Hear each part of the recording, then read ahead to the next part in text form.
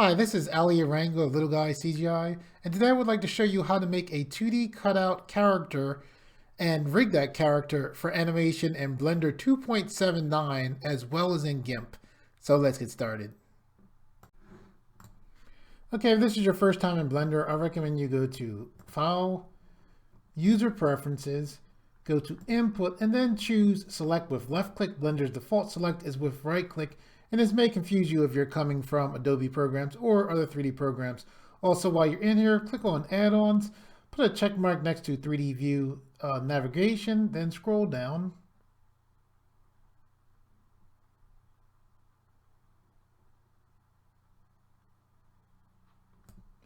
Put a check mark next to Mesh: Auto Mirror, Mesh: Edit Tools, Mesh: F2, Mesh: Inset Polygon, Mesh: Loop Tools.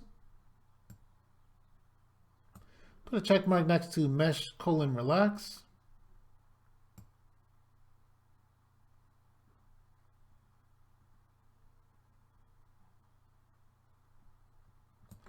Put a check mark next to Pie Menu: 3D Viewport Pie Menus.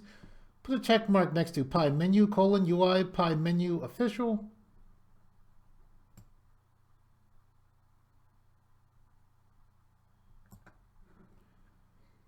Put a check mark also next to Rigging: Rigify.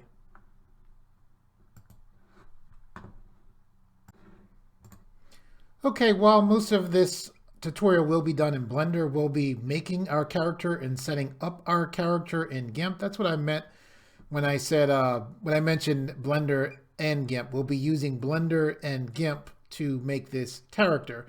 Gimp is a free image manipulation program, very similar to Photoshop, that you can download. So what we're going to do now is we're going to go into Gimp. So here is Gimp. This is the character I'm going to use. This is by my second favorite artist, Joe Madore. And what we're going to do is just set up this character to make it ready for us to go through the process of rigging this character in Blender.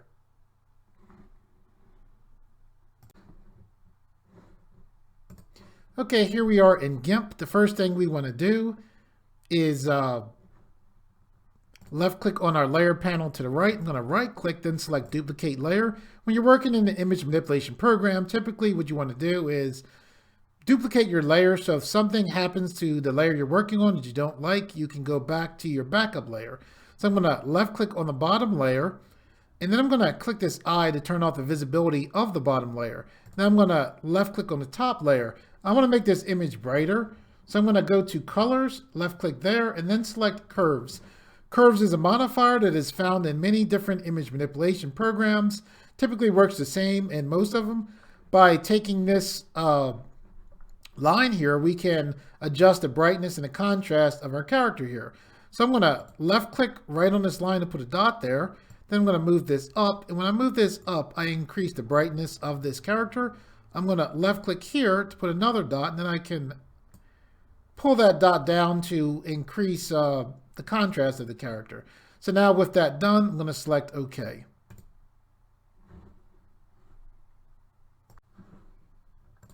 Okay, what we want to do now is to select our brighten layer. I'm going to right click this, then select duplicate layer. I'm then going to left click on the layer, basically our backup layer. Then I'm going to click this eye to turn off the visibility of that layer. I'm going to left click the top layer. There's multiple ways we can work on this character. Probably the easiest way and safest way is to use what's called non-destructive editing. And basically we can do that by using mask. When I say non-destructive, basically what that means is it is a way of working where if you make a mistake, you can go back. Your original artwork isn't destroyed, but it's saved. So that's what we're going to do here. So I'm going to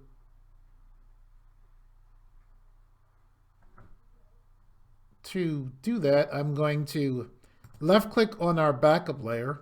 I'm going to click the eye to turn the visibility back on. Now what I'm going to do is left click on the top layer.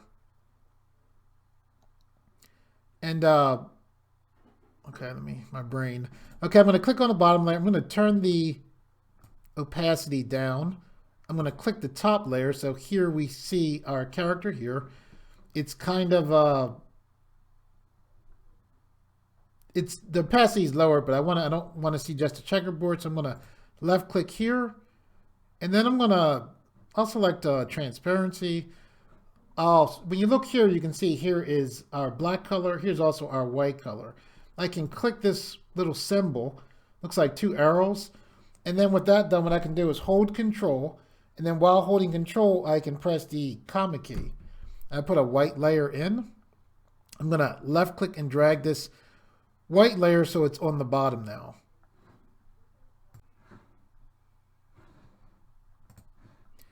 Okay, so for our basic setup, our bottom layer, we have just layer.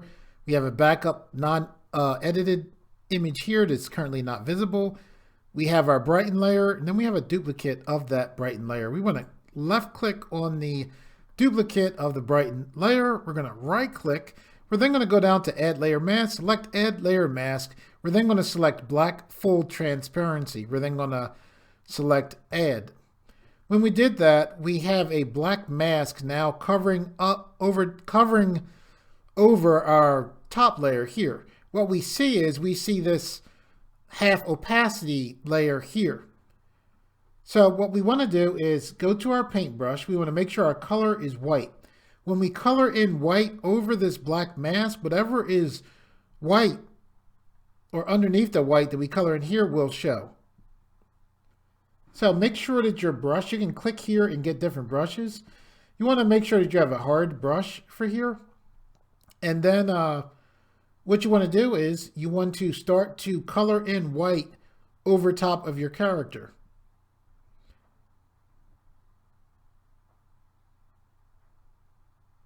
So basically what's going on is I'm coloring in white here. What you see is you see this character looking, like it's getting darker. However, in reality, if I left click here and then click to take away the visibility of this layer, you can see basically the only thing showing up is if you see that little bit of white right there is what's underneath that white there.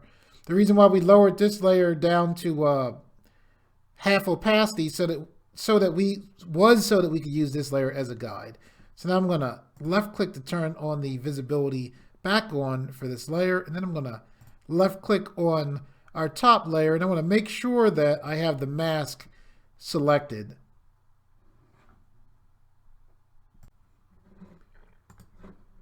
Okay, so we're going to make sure we're clicked on our mask.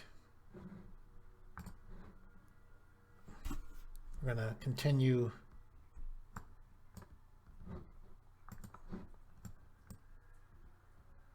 Oh, okay. Make sure your white color. There we go. There's an issue I had with my computer, so I have this soft brush now. I want to go back to this. There we go. The hard brush. Yeah, we have this little white spot there. Don't be concerned about things like that. You want to get the general graphics in.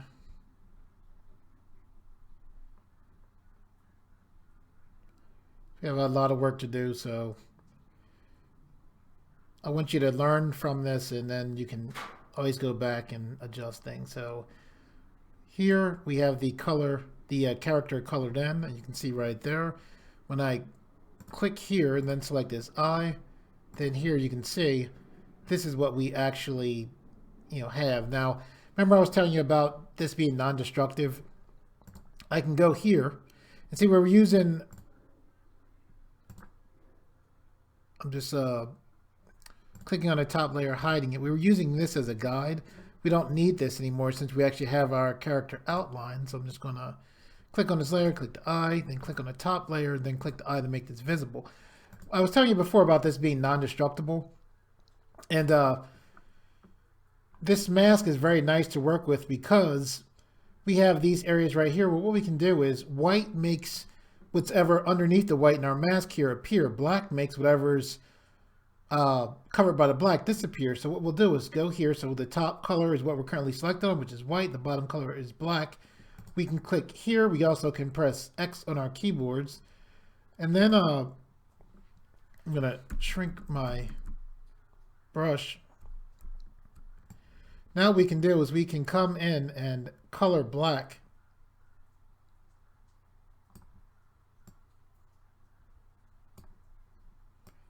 And wherever we color black, we take away. So suppose I do a thing and I go, whoops, look at that. I made that, I made a stroke go through it. This is all transparent. I just click here, I go right back, and it's right back. There's nothing lost. So this is the advantage of working with mask. Let me click to go back to black again.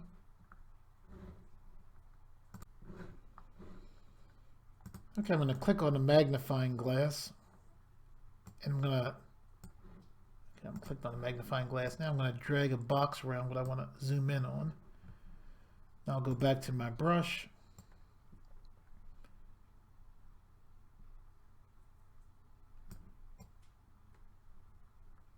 I'm just taking away what we don't need. If I make small mistakes, I can just go back and add. Add back anything that I've taken out that I didn't want in there.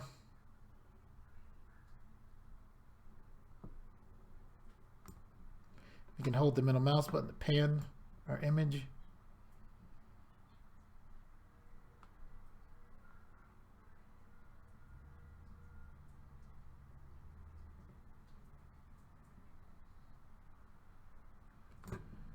So just taking away this the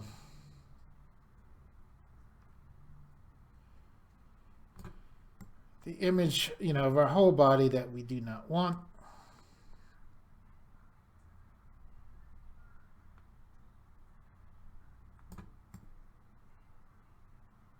A lot of times you will hear people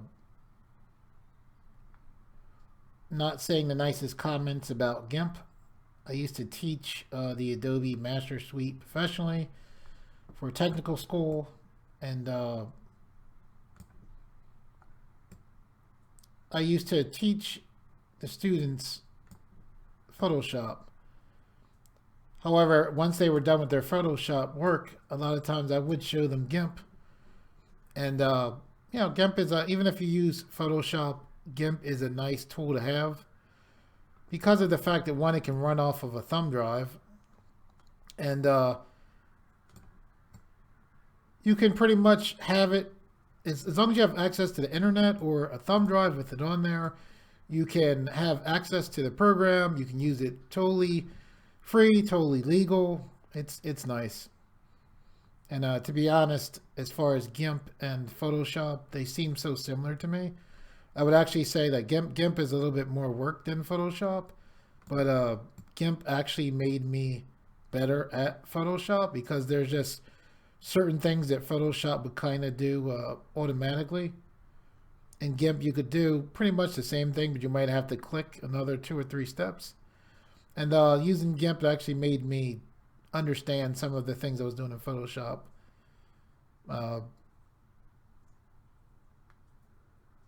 A little bit more thoroughly. There's also another free great image manipulation program is Krita. Krita is very beautiful, a very beautiful program. It's matter of fact, the new version of Krita 4.0, I believe, just came out today. Looking forward to checking that out. But yeah, Krita is spectacular. I heard people saying before, as far as artwork, it's not the tool, it's the artist, and some tools are better than others. However, generally, if you're, I would say the same. I would say don't get caught up too much in the tool. Now, obviously, this channel I teach mostly Blender tutorials. However, the difference between the 3D programs isn't actually that much, which is one of the reasons why I recommend Blender to people, because they are very similar. The main difference being with Blender that you can, again, legally share with your friends for free, and have access to all these amazing things without having to pay a large fee to have them. So, okay, we have that. mostly done now. Click on the magnifying glass, zoom in.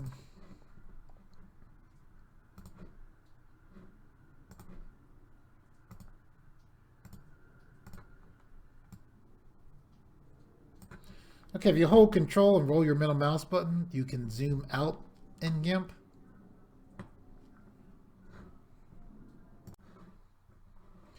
Okay, there's many different ways of working, this method here. This is my particular method. I'm going to click on the top layer. I'm going to then go to layer and then select new from visible. And then I'm going to left click on our layer that we had the mask on. I'm going to right click and then I'm going to select delete layer. I'm going to left click on our top layer, right click, and then select duplicate layer. Now I'm going to left click on our original layer and then hide the visibility so that we have this to go back to as a backup. Actually, let me turn this on because we're going to need this to do our work. So I'm going to take this down to very similar to what we did in the beginning. Take this down to about 50% opacity. I'm going to go to this layer now. I'm going to right click, then select add layer mask. Select black full transparency. Click add. I'm going to turn on this white layer here.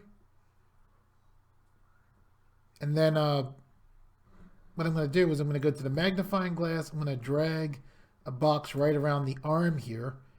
And we're going to work just on that arm. You can see this. We have these little things here. I guess that's sometimes it's good when you work to put this, put a layer behind so you can see what you did. And there's little pieces here, but that's fine. They're not too much of an issue. So I'm going to click on this layer here. I'm going to click to make sure that our first layer is the white layer. I'm going to click on our paintbrush. There we go.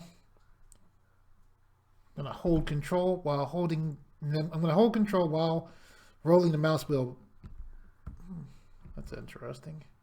Sometimes my screen capture makes things interesting. There we go. Okay, so I have white selected here. I have my mask layer selected here. So what I'm going to do is draw in or color in the arm. So basically what I want to be a separate layer. So we talked about, for this you need to have the arm separated from the body. So that's pretty much what I'm doing with this. And when I look here, it looks like this is totally like the whole arm piece right here. Like the arm is connected onto the shoulder piece. So I'm making sure that I select that as well.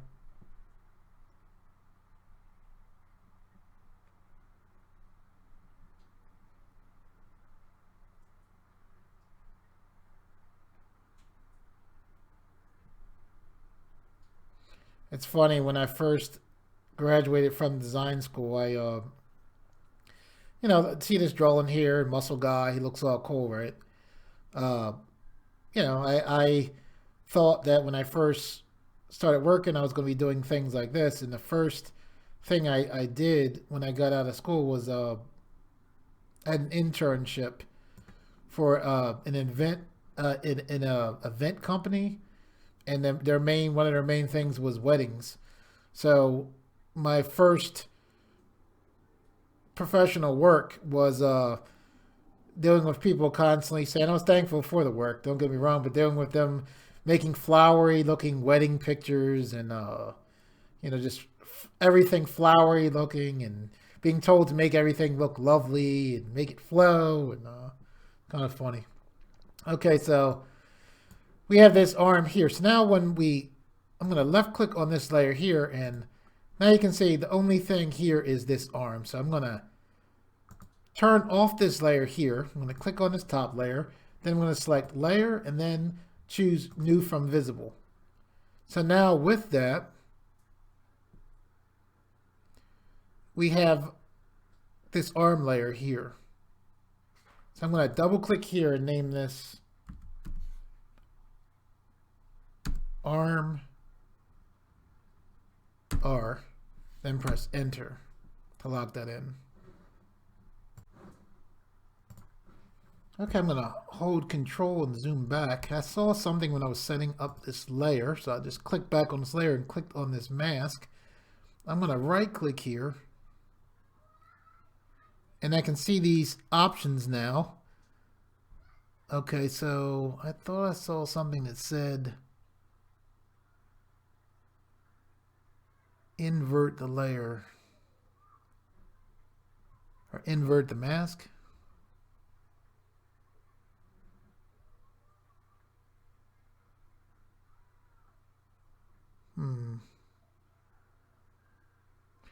Okay. Because what we need to do is have this image not have the arm there. When I say this image, I mean the main image of our character. So one of the things we can do is we can click here to hide the visibility there. I'm going to click the top layer. And what I'm going to do is I'm going to go to our fuzzy brush selection. And then I'm going to click outside the arm. So I'm clicking in this transparency here. So I'm selecting everything but the arm here, right?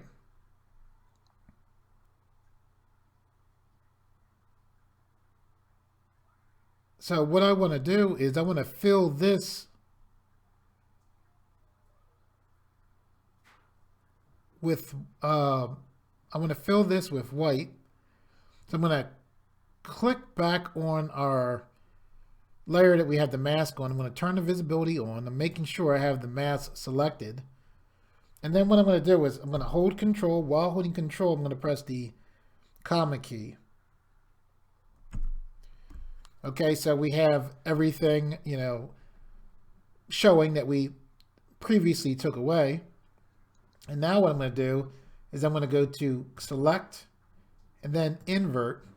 So now I have, before I had everything but the arm selected. Now I have only the arm selected. So I'm going to go to this black color. I push the 2 arrows here. So now the black color is the primary color. Now I'm going to hold control. Then while holding control, I'm going to press the comma key. And if you look here, we filled black in there. Now, when we look at our top layer, I'm going to left click there. And then I'm going to click to take away the visibility. Now you can see we have this arm totally gone. And it's because we filled in black. So white adds and black takes away. So with that done, what I'm going to do is I'm going to hold control. While holding control, I'm going to hold shift. And while holding control and shift, I'm going to press A. That took away our selection. And now I'm going to select layer, new from visible. And basically what that did was that gave me this right here. So now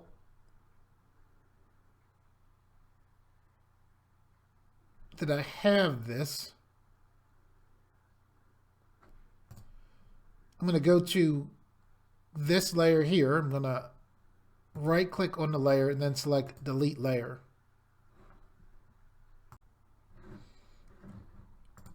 Okay, so the way that I took off the arm, that's one way I would recommend for you to work. That is taking a little bit longer than I wanted, so I'm going to show you the way I normally would do this. So I'm going to left click on the visible one. I'm going to double click here. I'm going to name this main body, then press enter to lock that in, that name in of main body.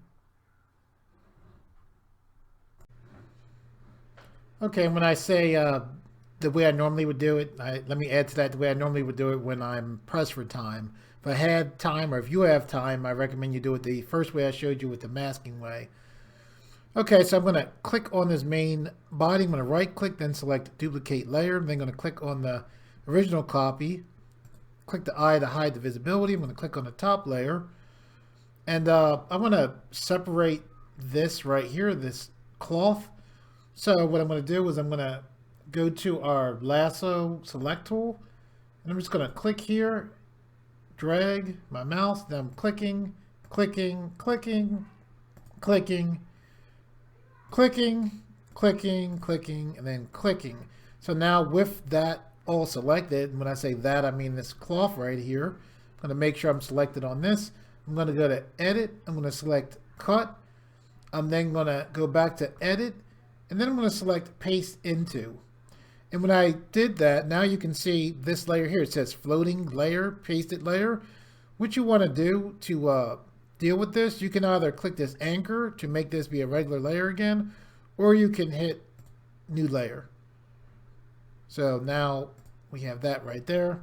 Now I'm going to click to go to select. I'm going to hold control. While holding control, hold shift, then press A to deselect that. So I'm going to name this by left clicking on it. Cloth to the back, so I can think of right now. Then I'm going to hide this. Okay, so for our main body, I'm clicked on this.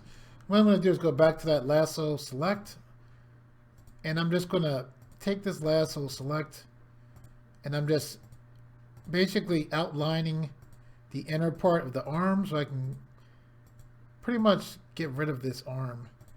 The reason why I want to get rid of this arm is because the other arm that's facing towards us, you can see most of that arm. So now just connecting this up. So now with this done, I'm going to, well, with this selected, I'm going to select, select, and then I'm going to select grow, 2 pixels, select OK. The screen capture is getting in the way, so I'll press enter while hovering over that. I'm then going to go to select feather. I want this to be 2 pixels, then I'll hover here, press enter. And then now that I grew this by 2 pixels and feathered it by 2 pixels, I'm going to press my delete key. Now I'm going to hold control, hold shift, and then while holding control, shift, and shift, press A to get rid of that arm layer there. Now I'm going to click here to go back to my select tool.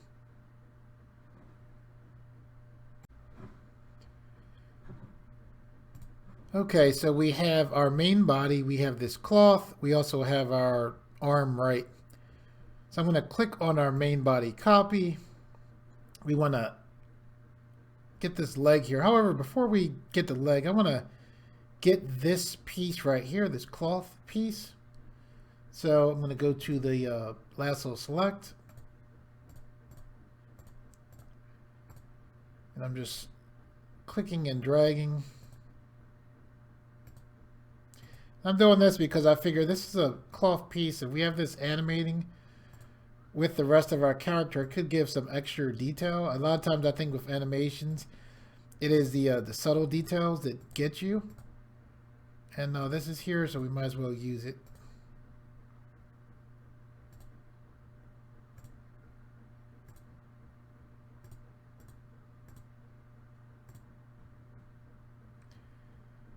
Okay, so what I'm going to do with this, I'm going to go to select feather. It's on 2 pixels still. Select OK.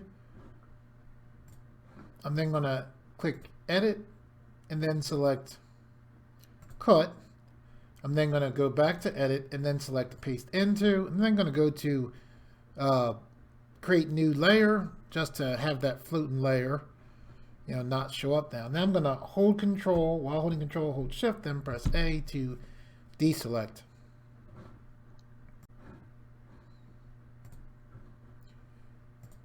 Okay, so here is that. So I'm going to double click here. I'm going to name this front cloth, then press enter. So let's hide that. I'm going to go back to the main body. I'm going to hold the middle mouse button to pan up.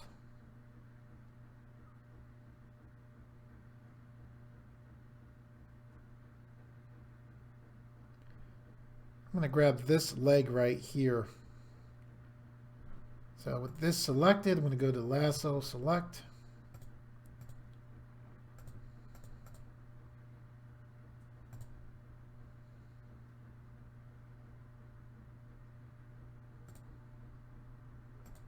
Dodging this belt here.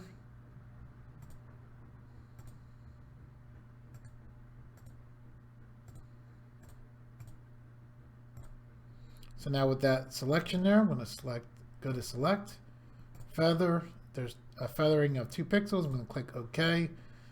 Click here. So with this layer clicked on, I'm going to click Edit, Cut, Edit, Paste into. Then I'm going to click New Layer. Hold Control Shift A to deselect. So I'm going to double click here and name this leg L. Then press Enter to lock that name in.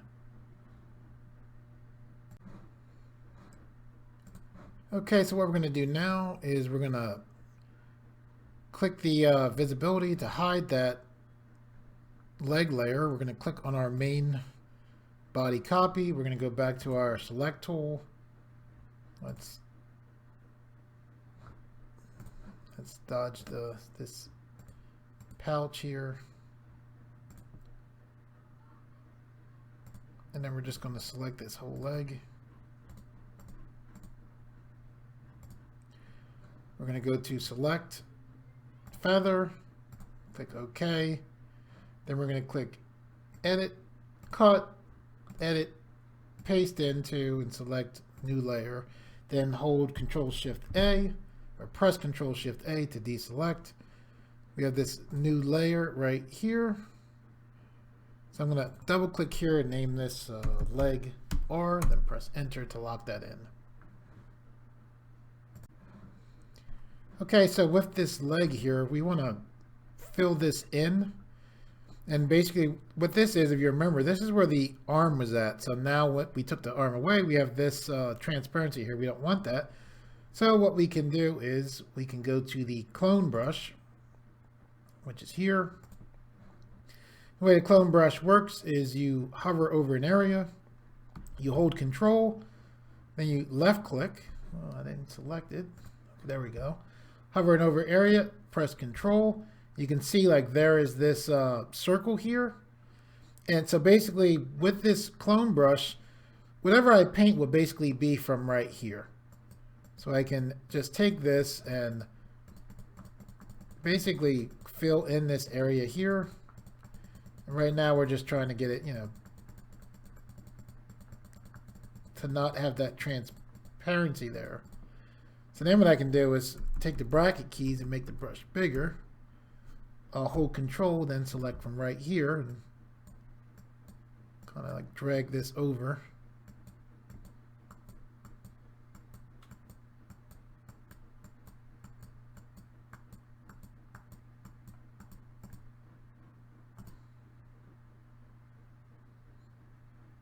I'll go to the erase brush and erase some of that right there. Go back to the clone brush. Let me go to the magnifying brush and zoom in here some. I'm back on the clone brush and I'm just filling in more of this area here. I'm holding Control and rolling the mouse to zoom back. We want to go to our main body. We want to fill in this area here. Let's click on our arm. So we basically have to imagine what's under here. Should be mainly that blue color. So I'm going to click on the arm, click there, click on the main body. And I'm going to use this clone brush. I'm going to hold Control, left click. You can see there's the clone saying, okay, we're going to copy from right here. So now I just, copy here. Now this area here that I'm filling in, most of this is going to be covered up by the arm, so don't get, too concerned about it. We can even go to our smudge tool and kind of like smudge this out. We just don't want it to be empty. But again, the arm is going to be covering up most of this area. And the same thing with the leg. So here's the leg. Is this? No, that's not the, here's the leg here. We can do the same thing. We can basically take the smudge brush and kind of smudge this in. And again, you can take time, putting in details here. So let me bring back the other leg here. So now we're selecting on this other leg, same type of deal. We want is to have like this color in here. So I'm going to click on the clone tool, and then we'll start to work on this.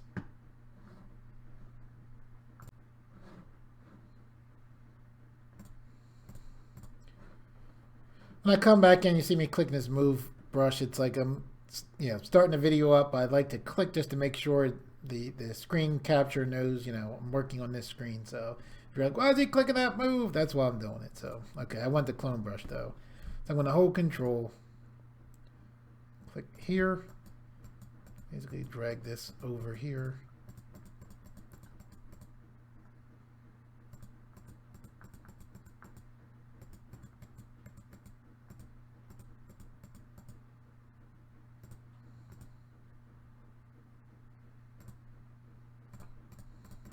Go to the smudge brush, smooth that out some. Now I'm going to hold control of the middle mouse button, roll the middle mouse button to zoom back.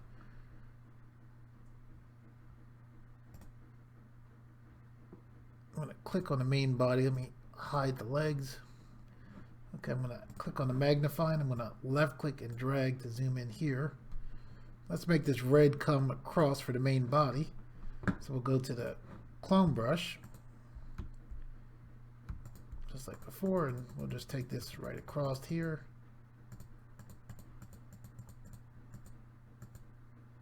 Like that. I'll press the bracket key to shrink my brush size down. I'll go here, hold control to sample there, and I'll just come down like this. Hold control to sample from there to fill in this area here. Again, depending on how much time you have, you can just, learn the basic function, and you can always improve this later. Just getting rid of this here. Okay.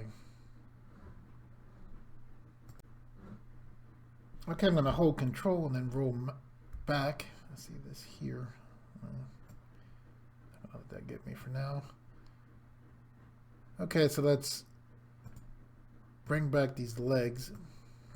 I'm going to hold control and roll the mouse wheel. All right, for the legs, see how this foot is going over here? We really don't want this foot pointing towards us. So that's the right foot. I'm going to duplicate this, hide the original. I'm then going to click on leg or copy. I'm going to go to the lasso, select. I'm looking for right where this changes, which is right here. I'm going to like this. So I have that foot selected. I'm going to go to select, feather, take this up to 5, and then select OK, or press enter. And then I'm going to press delete, and I'm going to hold control, hold shift, then press A to get rid of that selection.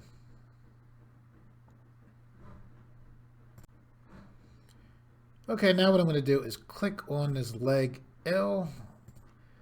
I just took the visibility in and out just to make sure this was the correct legs. Now what I want to do is I'm going to go to our lasso select, and I'm going to select this part of the foot.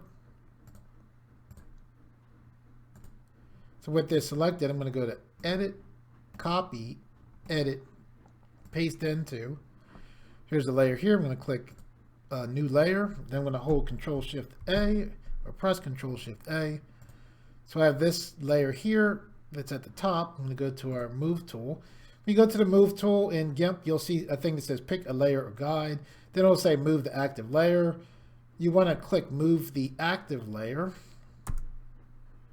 so that you actually move what you are selecting. So if you're having issues with moving things, you want to select move the active layer. So I'm going to click here and then move this over here like this. And I'm doing this because it's just easier to animate like this. And now with that done, I have this layer here, right? So I actually want to hide everything but this. Now I'm going to go to Layer, New from Visible. And now I have both of these images together. So now I'll double click here and I'll name this leg R.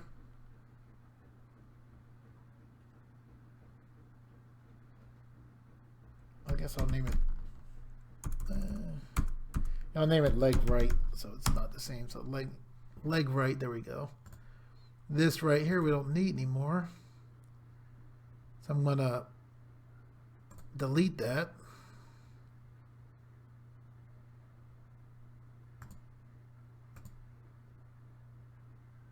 We'll leave that for now. So we have this right leg here. So now let's bring in the other leg, which is right there. I'm going to hold Control, roll the mouse wheel while holding Control to zoom back. We got this main body. Copy here. And let's separate our head. So we're going to left click on the magnifying glass, drag a box around the head. Go here.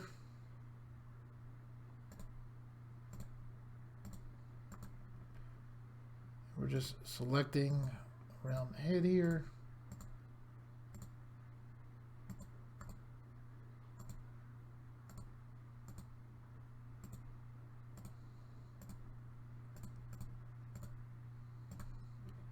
So with that selected, we're going to select Edit, Cut, Edit, Paste Into, and then New Layer. And we'll hold Control-Shift-A. Double click here, we'll name this head, then press enter to lock that name in. Okay, I'm going to hold Control as well as the middle mouse button, roll the middle mouse button to zoom back. I'm going to click the head, then click hide to hide the head. We have this red cloth here. Let me hold Control and the middle mouse button to zoom in. We want our main body copy. Let's fill this in. So we'll go to our clone tool. We'll hold Control, select right here. We'll start filling in this area. I'm just left clicking again and again, so I'm not quite dragging. I'm like moving my mouse and left clicking is basically what's going on. Some of the stuff I say, like people get very frustrated at my explanations. Sometimes they'll leave very long comments about how it annoys them, and other people will leave comments saying how much they like it. When I say it, I mean explaining things. When I used to do tutorials, one of the reasons why I wanted to do a YouTube channel was people would do things and they would leave things out. It is difficult not to do, but it was very, very frustrating. And I used to say, if I was making a tutorial, I'd say everything. They just skip this stuff right over. So that's why I try to say it. I try to think. And then, to be honest, even now, a lot of times I'll have to go to a program I haven't used in a while, or, use, just a program I'm not used to.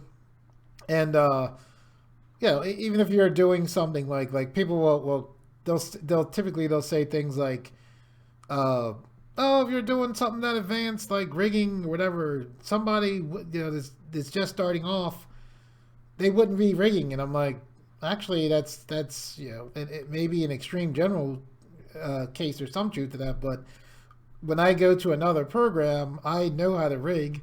I know how to do many different advanced principles, but I don't know that program. So guess what I wish they would do? I wish that they would say the basics, so I can use my advanced knowledge from these other programs, on basic controls, like the basic things. So let me stop though. But anyway, that's why I try to say anything.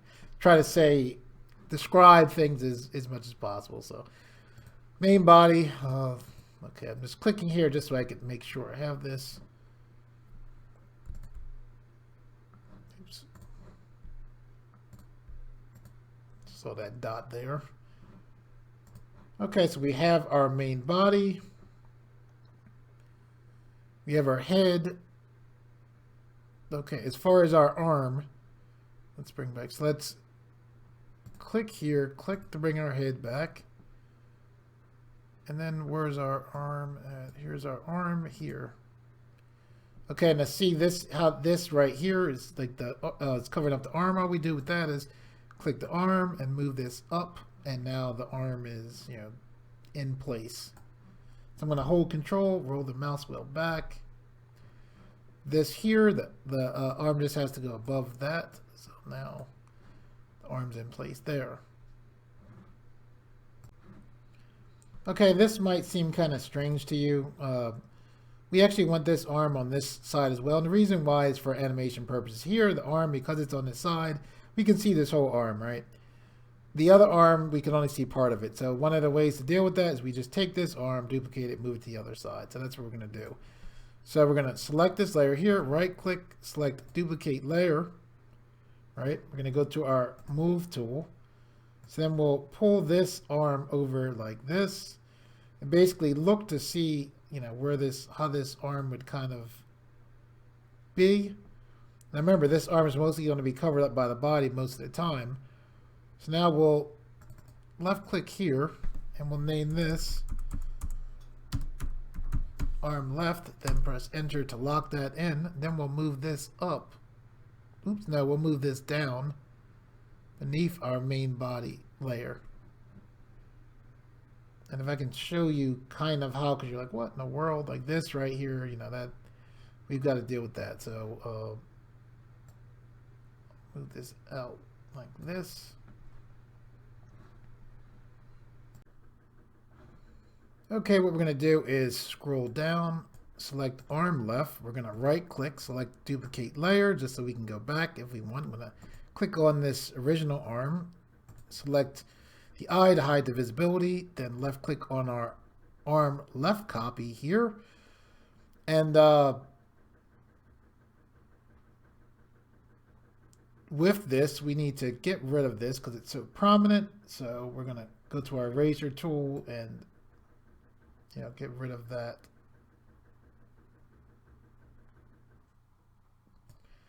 And so you can see, because you're like, well, this does, you know, the thumb, it's not facing the right way.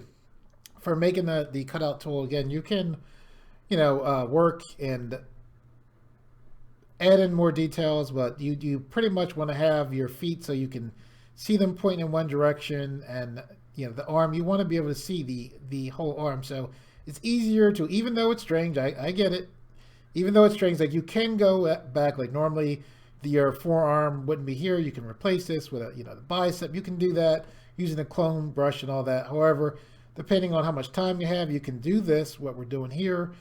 And what you would do is click this and then move this beneath the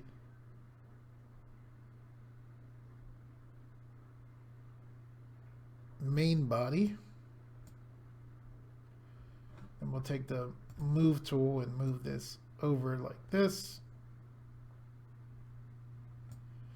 And when it's like this, you really, you know, pretty much, for the most part, you know, it works. So we have that arm left copy there. So we're pretty much ready because we have our arm separated, this arm, our legs, we have our cloth, and we have our head. So I think we are pretty much good. I think. I'm trying to make sure.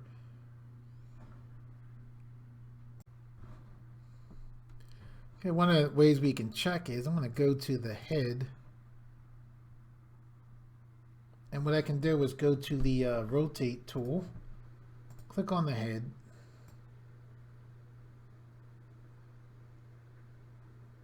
I'm going to click cancel. I'm going to click back on the head. And let's see the circle.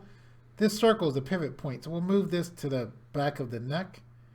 And what we can do is kind of rotate up and see how the head rotates. So we can probably add some flesh color on for the neck so the head can look up. I'm going to select cancel. And then for the head, what I'm going to do is I'm going to right click, select duplicate. I'm going to select the original head, hide it, click on head copy. And then I'm going to go to our move tool. I'm going to lift this up some. I'm I'm going to go to our magnifying glass, draw a box around here. And now what I'm going to do is use the clone tool. I'm going to select, let me shrink the brush by using the bracket keys. And I just want to, oops, control, there we go. I held control and I clicked here. Now that I press control, you can see that circle there. So now we can basically make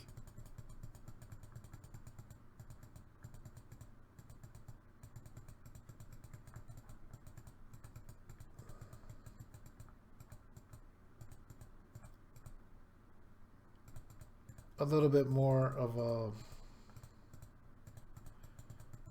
a neck here.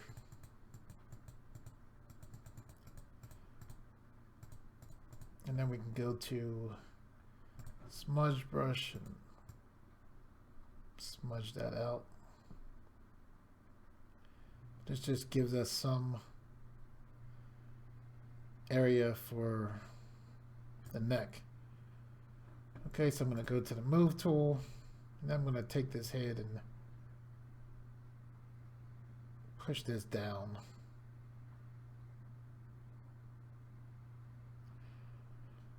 The easiest way to probably do this,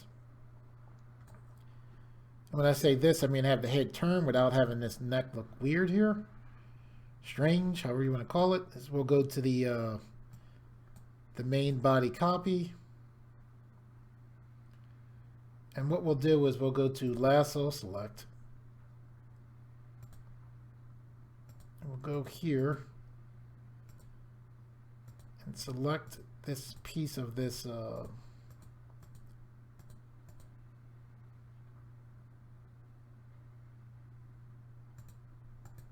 red scarf thing here.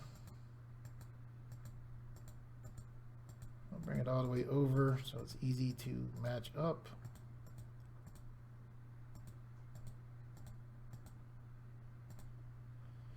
With that selected, we can hit or select edit,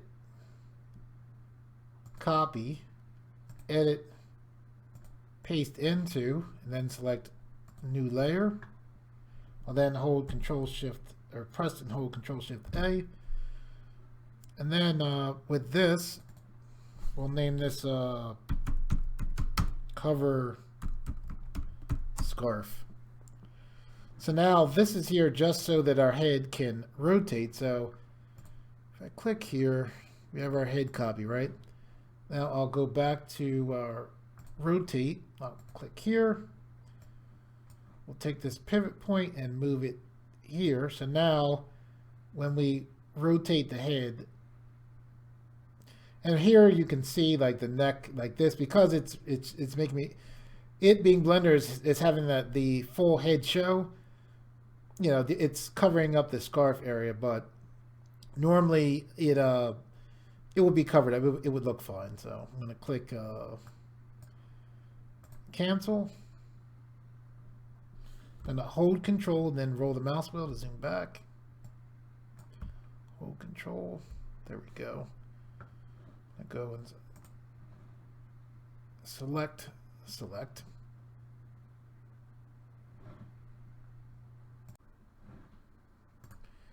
Okay, now we want to make sure that whatever we want to be seen is actually visible. So with this front cloth here, let's move this up.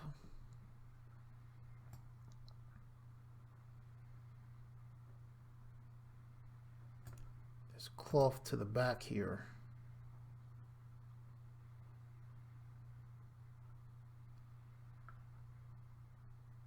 Okay.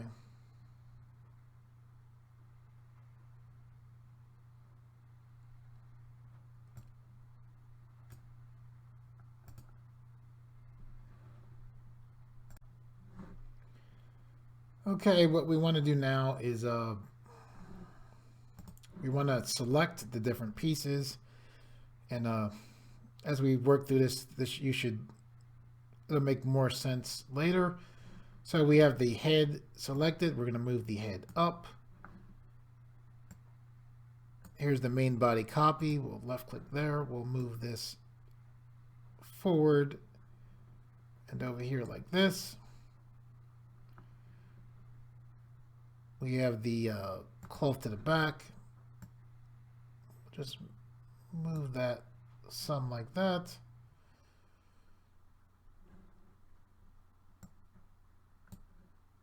We are looking, let's grab our arm like this.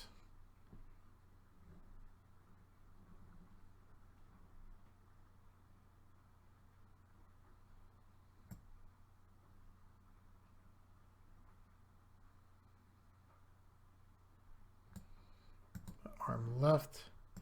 And basically what we're doing is we're making it so that these are clearly visible. These different pieces. That's why we are moving them like this. Let's cloth to the back. We need to have the pieces separated.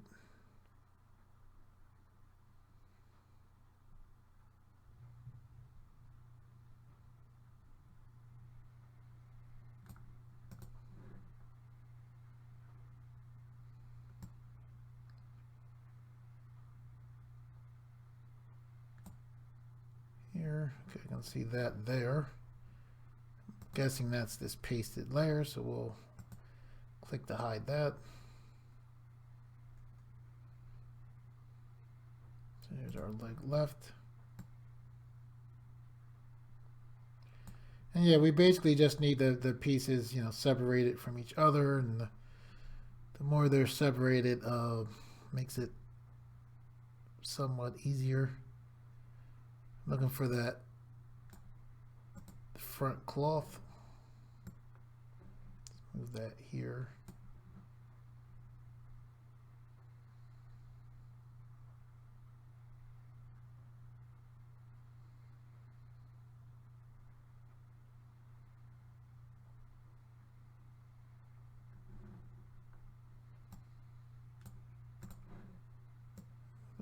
Cover scarf there.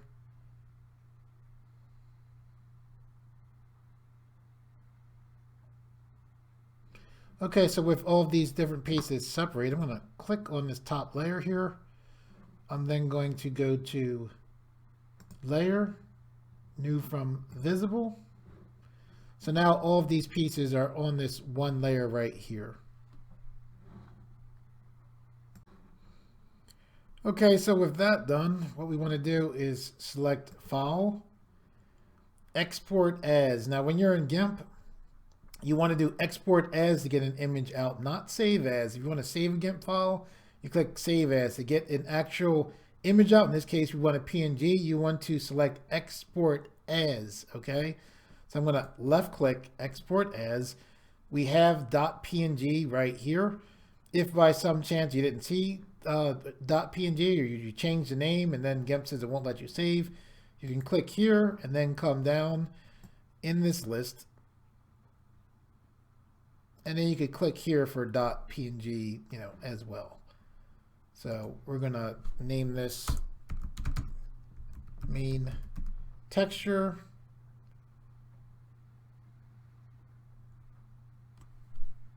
And then we're gonna look and make sure we know where this is going at. So I'm gonna click data, temp,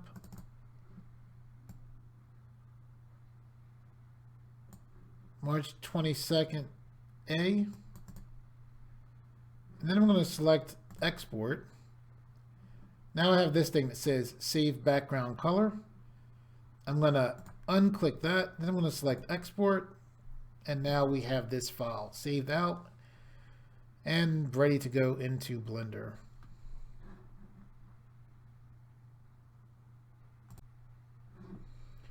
Okay, so with this done now, what we want to do is click File, Export As to get a PNG file out of Gimp, which is what we want. You want to do Export As, not Save As. You want to do Export As. So we're going to, knowing that it's Export As, not Save As, we're going to left click on Export As, and then we're going to make sure we know where this file is going towards. So I have this March 22nd. I'm going to select create new folder. Then I'm going to select or name this textures, to press enter. And then I'm going to left click on export. Make sure that where it says save background color, there is no check mark. Again, where it says save background color, make sure there is no check mark there. And then select export. And now we have our file ready and prepared. It should have a transparency for background, and we are ready to bring this into Blender. Okay, here we are in Blender. First thing we want to do is delete this cube, so make sure your cube is selected. You can tell the cube is selected because it'll have a orange highlight to it. We'll press X to bring up our delete menu, then choose delete. Now let's go to our display tab. Then we'll click front to go into front view. If you look here, you can see this says front perspective view. Perspective view lets you see more things in more of a 3D kind of way.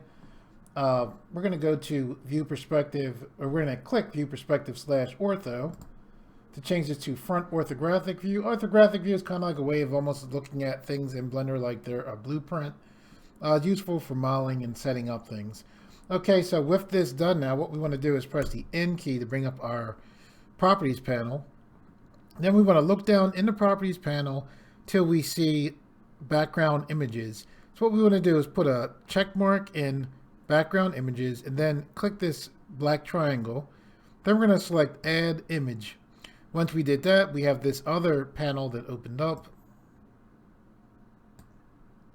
And what we want to do is go to where we see open. We're going to click that. And then we're going to navigate to where we saved our image out from Gimp. Okay, so here's the file. If I click this button right here, it looks like 4 squares. Now you can actually see there's our work right there. So we're going to left click on this and then select open image.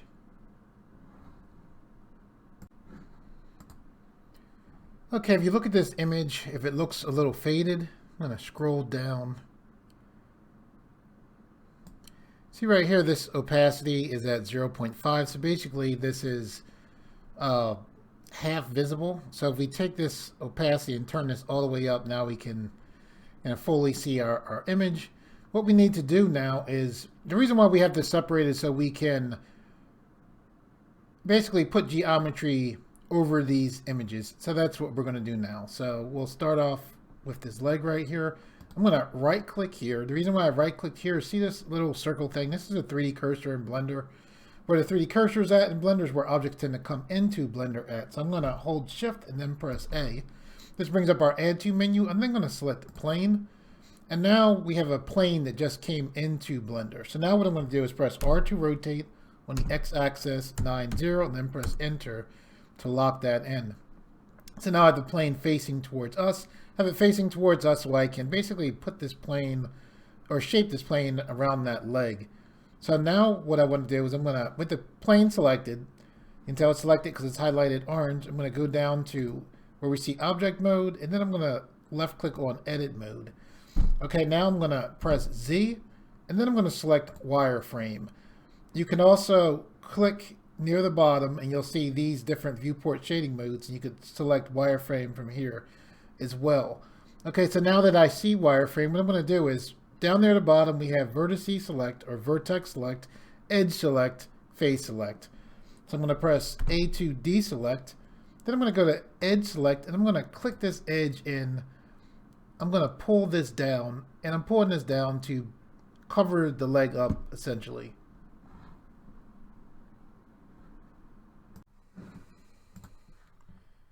Okay, now what we want to do is subdivide this plane. So I'm going to press A to deselect just that edge. Now I'm going to press A to select this entire plane.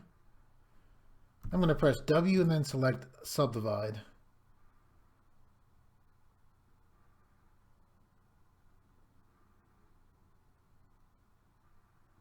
And I'm going to press A to deselect and go down to vertex select. I'm going to hold shift and click here. So I was holding shift, I was able to select both of those vertices. Now I'm going to press A to deselect. I'm going to hold control. While holding control, I'm going to press R. This lets me put a loop cut in. I'm going to left click once,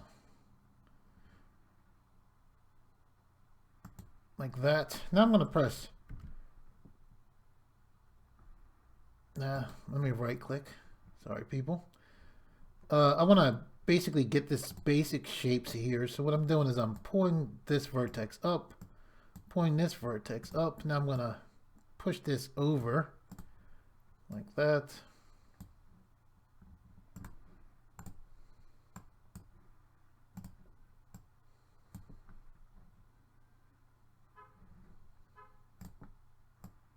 Just moving the geometry around. I want a little bit more geometry around this knee, so I'm going to hold control, press R. That put a loop cut in. I'm going to left click one time. When I left click one time, I can move this loop cut. So I'm going to move this up. I'm going to move this a second time to lock that in. I'm going to press A to deselect. I'm going to press Control R, put another loop cut in. Again, around the knee, I'm just putting geometry there so this knee can bend, decently.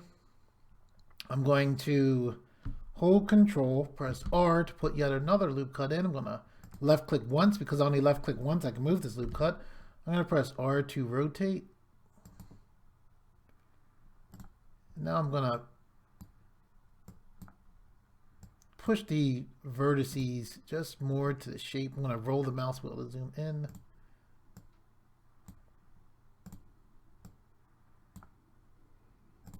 Let's push the vertices in closer to the shape of the leg. I'm going to press A to deselect. I'm going to hover here, hold control, press R, move my mouse. When I move the mouse, you see that loop cut went from vertical to horizontal. I'm going to left click once because I left click once. I can move the loop cut. It's in a decent place. I'm going to left click a second time to lock that in. Then I'm going to press A to deselect.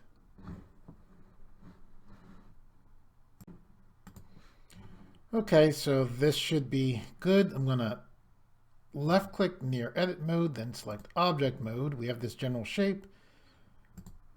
So with this plane selected, I'm going to hold shift. While holding shift, I'm going to press D and then going to right click to keep that in place. And when I press shift D, I duplicated this object and then I just right click so it would stay in place. And now with this duplicate, I'm just going to pull this over to this other leg. So now with this plane selected, I'm going to left click on object mode and then left click into edit mode. And this is pretty decent around the ankle.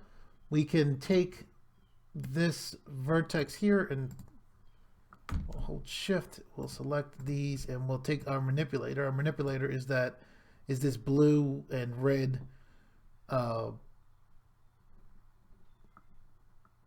tool that we're using to move these vertices with.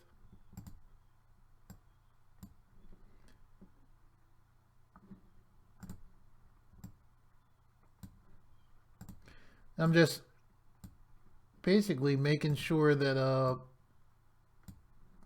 the geometry covers the shape, but has a little space inside of it. I'm going to push this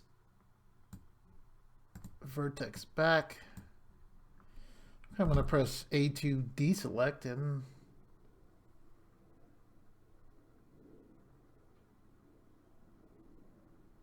I think we're good. Okay, so I'm going to left click near object mode, then select, or left click near edit mode, go back to object mode, right? I'm going to press A to deselect now.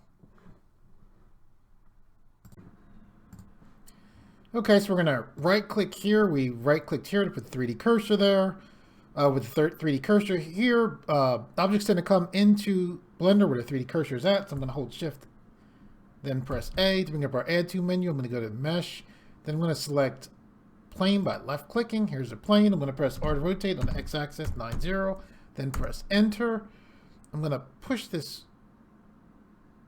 plane down some. We're currently in object mode. Now I'm going to go near the bottom of the screen and then left click on the two triangles next to object mode, and then I'm going to left click on edit mode. So here we are in edit mode. I'm going to press A to deselect. I'm going to go to edge select. I'm going to click this edge and to the back of the plane or side of it. Push that to the side.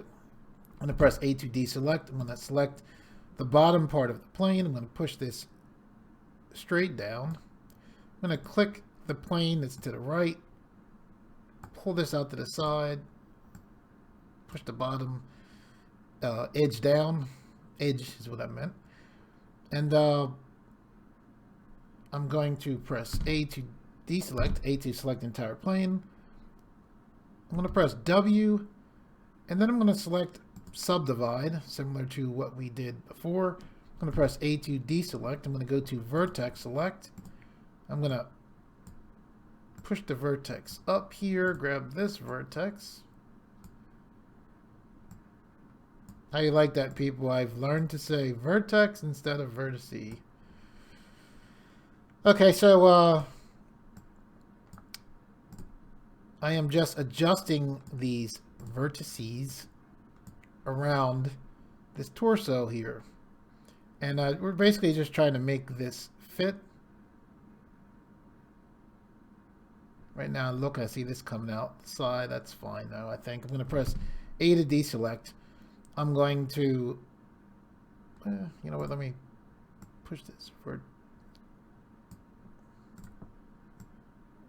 that vertex down. Press A to deselect. I'm going to hover here. I'm going to hold control. While holding control, I'm going to press R to put a loop cut in. I'm going to left click once. Because I left click once, I can move this down. I'll left click a second time. I'm going to press, see how this is bent? I'd rather that be straight, so I'm going to press S to scale and the Z axis 0, and then left click to lock that in. I'm going to press A to deselect. I'm going to hover here, hold control. While holding control, press R. I'm going to left click once. Because I left click once, I can move this loop cut. I'm going to move that up some. I'm going to left click a second time to lock that in. I would like for this to be straight, so I'm going to press S to scale and the Z axis 0. And then I'm going to left click to lock that in. I could have also pressed enter. Now I'm going to press A to deselect. I'm going to go to edit mode near the bottom of the screen. I'm going to click on one of the two triangles, and then I'm going to select object mode. Okay, now I'm going to press A to deselect. Okay, now I'm going to right click near this arm. I put the 3D cursor there because in Blender, where the cursor's at, it's where objects tend to come into Blender at. I'm going to hold shift, press A. This brings up our add to menu. I'm going to go to mesh, select plane. I'm going to press R to rotate on the X axis, 90, then press enter. I'm going to move this plane down. We're currently in object mode. I'm going to go down near the bottom. I'm going to click on one of the two triangles. I left click there. Now I'm left clicking on edit mode. So now we're in edit mode. I'm going to press A to deselect. I'm going to go to edge select. And then with edge select selected, I'm selecting the bottom edge, pushing this down. I'm now going to press A to deselect. I'm going to press A to select everything. See, when you're in edit mode, it's okay to press A to select everything because you're only going to select what you're currently in edit mode for. So I'm going to press W, and then this brings up our specials menu. I'm then going to select subdivide. I'm then going to press A to deselect. I'm then going to go to vertex select. And now I am adjusting the vertices vertex by vertex.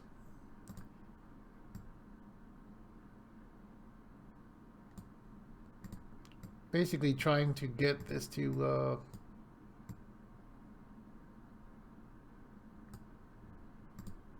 this being the character arm to fit.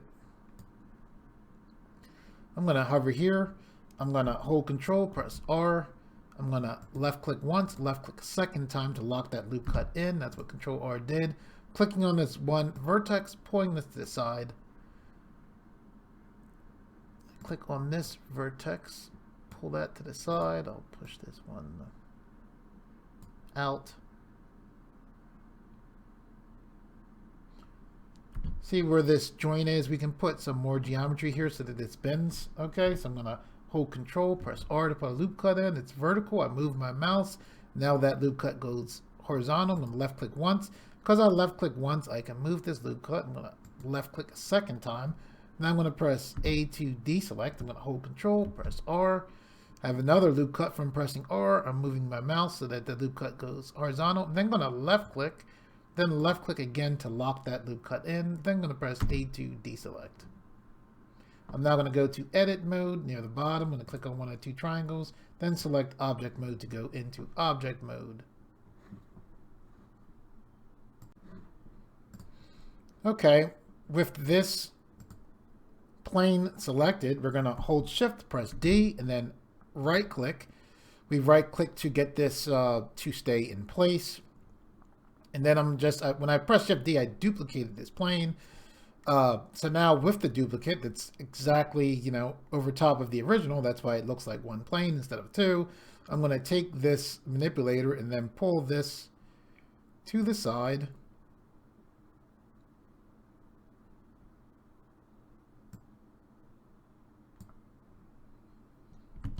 And I press A to deselect. This should...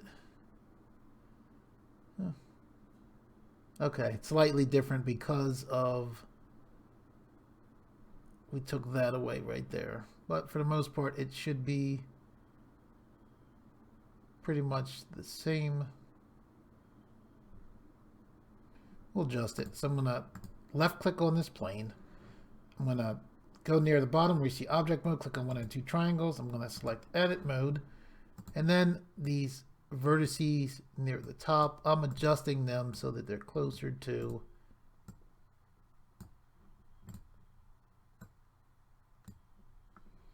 our arm graphics. I'm going to press A to deselect. Now I'm going to go near the bottom where edit mode, click on one of the two triangles. Then I'm going to select object mode. I'm now going to press A to deselect. When you look here, by the way, see with the gray background, we can clearly see there's like white here for our cloth pieces. Because Blender basically references this image, so in other words, it's actually looking at our texture file. We can actually go through making our character, go into our texture file, and then bring that texture file back into Gimp, and then take out these pieces of white, and then save that, replace our texture, that is this here, and then in Blender, all of this white will be gone here as well. So don't let things like this really concern you.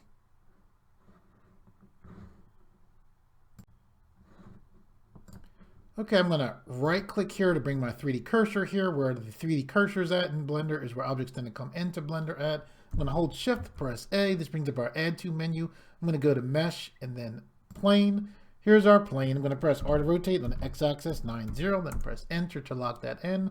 I'm going to move this plane so it's centered over the head. I'm going to press S to scale the plane down to the head. We're in object mode currently. I'm going to go near the bottom, click on one of the two triangles, then select edit mode.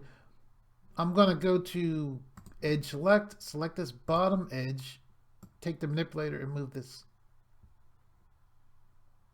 up some. I'm going to press A to deselect.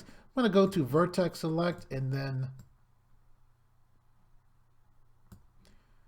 adjust the vertices. Some. Now I'm going to press A to deselect. I'm going to press A to select everything. Press W. I'm then going to select subdivide one time. Press A to deselect subdivide. I'm going to take these vertices and adjust them more.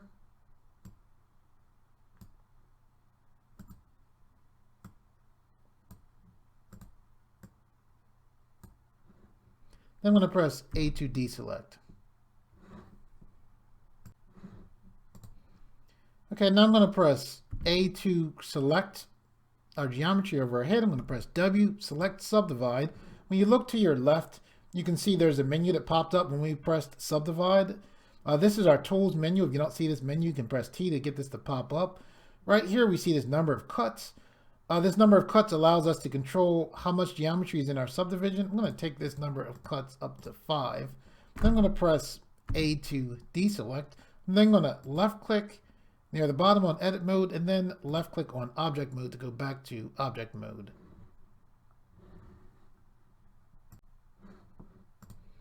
Okay, I'm going to right click near this first piece of cloth. I'm going to press shift, hold shift, then press A. This brings up our add to menu. I'm going to go to mesh, select plane.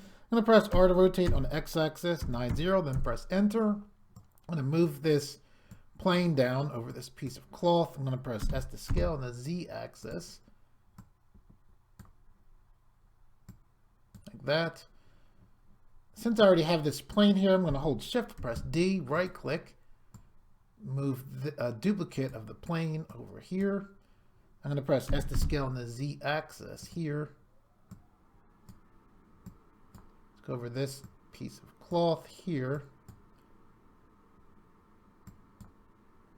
I'm now going to press A to deselect. Oh, nope, I want to select it, keep it selected. I'm going to hold shift, press D.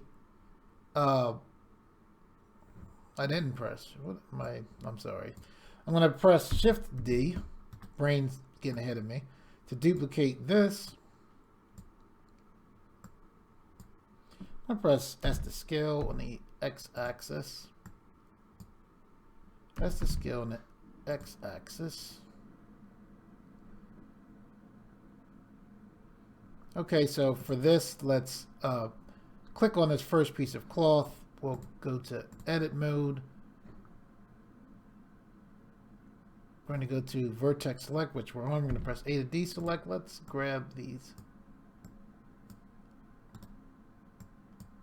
vertices and just make this fit better.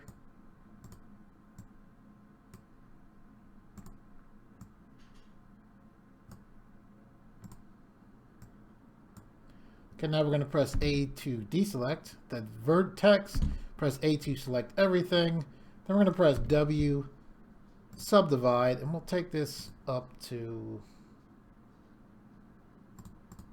4. I'll press A to deselect.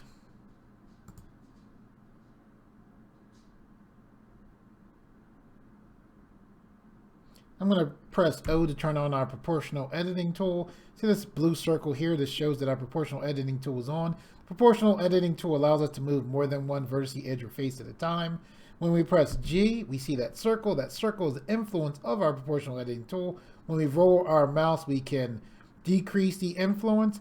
Everything in that circle tends to be affected. The reason why I turn this on is, see, when I push this vertex, I can basically, instead of having to go in and move one vertex, the other one, the other one, the other one, I just click one, turn a proportional editing on, click one vertex, and with that one vertex selected, I can move all of those vertices. So very nice. So I'm going to click here, press G, and basically you just move this, and you can roll your mouse as you move. So I'm clicking again, press G. It's very useful. Click here, press G. I'll shrink down the proportional editing tool, and I think that should be good. We'll go down there to the bottom near edit mode. We'll select, we clicked on one of the two triangles. We'll click object mode now. We'll press A to deselect. When I say things like go down near the bottom to select object mode and two triangles, and people, you know, if you see me saying this and you want to write in and say, hey, you don't have to say that. I'm actually doing this because some of the very dedicated viewers of this channel have said, and other people as well, have said, look, when we're looking at things, we're trying to follow along. When you say click here instead of saying what you're doing, it's kind of hard to follow along because we'll be looking down. And when I watch tutorials, I tend to take notes. So I'm like, okay, so long story short, I'm saying that. So I appreciate when people comment and try to help me out. I really do. That is why I say most of the time vertex on a singular vertex instead of vertices, and other things that I am pleased that I don't say. I used to say read typology. Now I say read topology. So I appreciate it. Anyway, I'm saying this so that for the people who do say, hey, why do you keep saying that? I'm saying it. I'm saying things like the two triangles here because of comments, and I'm trying to respect the people who asked me to do this. Okay, so with that being said, I'm gonna left click here, right here. I'm gonna go near the bottom, object mode, the two triangles. I'm gonna click there. I'm then gonna left click to go to edit mode. I'm gonna select this vertex, and I'm just maneuvering this over.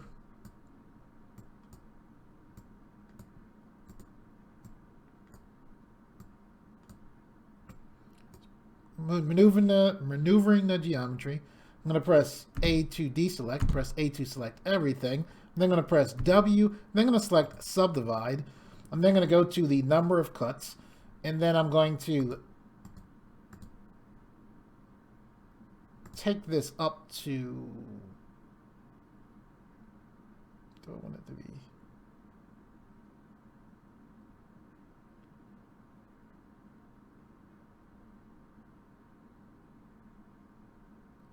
Trying to think, do I want more? Because it's cloth, I think that's going to be good. So I'm going to let that be. The number of cuts be 5. I'm going to press A to deselect. Okay, I'm going to go near the bottom where we see edit mode, the two triangles. I'm going to left click there, then select object mode. I'm now going to click on this piece of cloth. I'm going to left click where we see object mode, the two triangles, then left click on edit mode. And what I'm going to do is press A to deselect. I'm going to press, see this proportional editing tool is still on. Sometimes this is a spectacular tool, but it also can frustrate you sometimes if you turn it on and forgot that you turn it on, which for me tends to happen somewhat often. So I'm going to press O to turn that off. I'm going to go to edge select. I'm going to left click on this edge. One of the very cool things in Blender is when you click on an edge or a vertex or a face, like I have this edge right here, I can hold control, right? I can move my mouse up and to the right, and Blender is going, because I'm holding control right now, Blender is going to try to follow where my mouse is at. So I'm going to right click, and you see that how like now I'm letting go of control. This geometry followed my mouse. It's very cool. So I'm going to scale that down. Then I'm going to hold control again. Then I'm going to right click here. You can see Blender followed right along. I'm going to press S. I let go of control, so I'm scaling here now. I'm going to go to vertex select. Push this out to the side. One of the things as I do this, I'm trying to make sure that these don't intersect, so that there's a little space between each of our objects. So like when I look here and I say, okay, that there is intersecting. Same thing. Here's very close. That's fine there. I'll push this up here.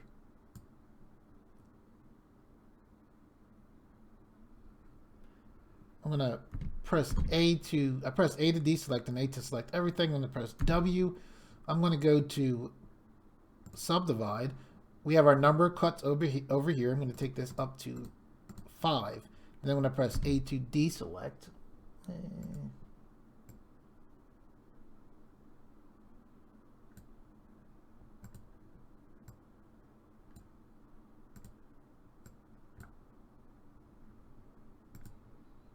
I'm just seeing, I have this geometry, so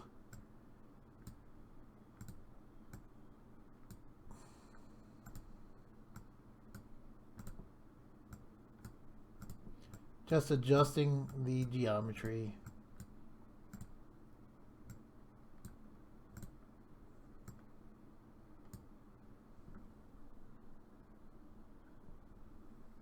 I press A to deselect now. I'm going to hover here. I'm going to hold shift. While holding shift, I'm going to press B. This lets me draw a zoom box.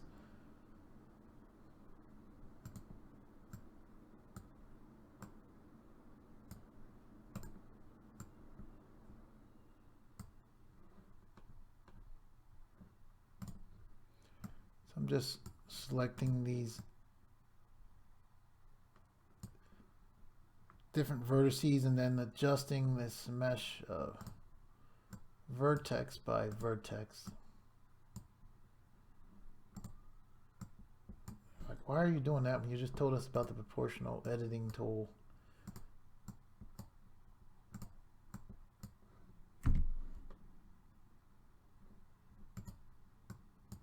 Okay, I'm going to press A to deselect. Okay, so we have all of our geometry covered, which is excellent.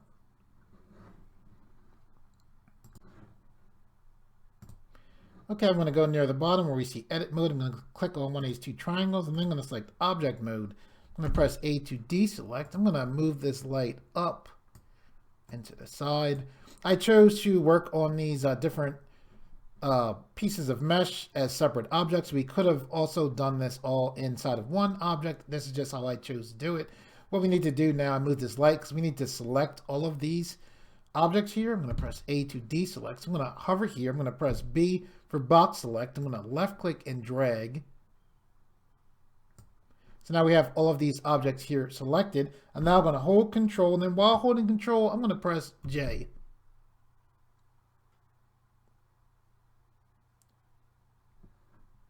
Okay, let me hold shift. Click here. I think I pressed Control J and they didn't join. I think because I didn't have an object being active. When I say active, basically the object that is last selected, or see how like these are like darker orange and this is like a highlighted orange. So let's try this again. Control J. There we go. Now they all look the same to me. So when we click here, you can see all of the objects are selected now, and that is what we want. I'm going to press A to deselect now.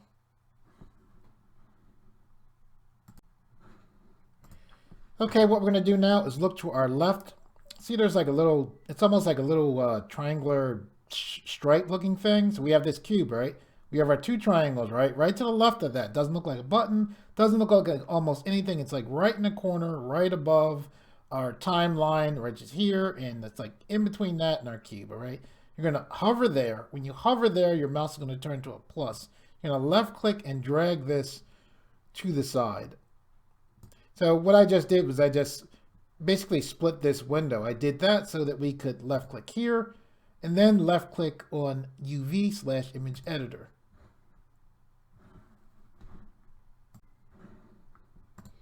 Okay, now that we did that, what we need to do is click on our object here, right?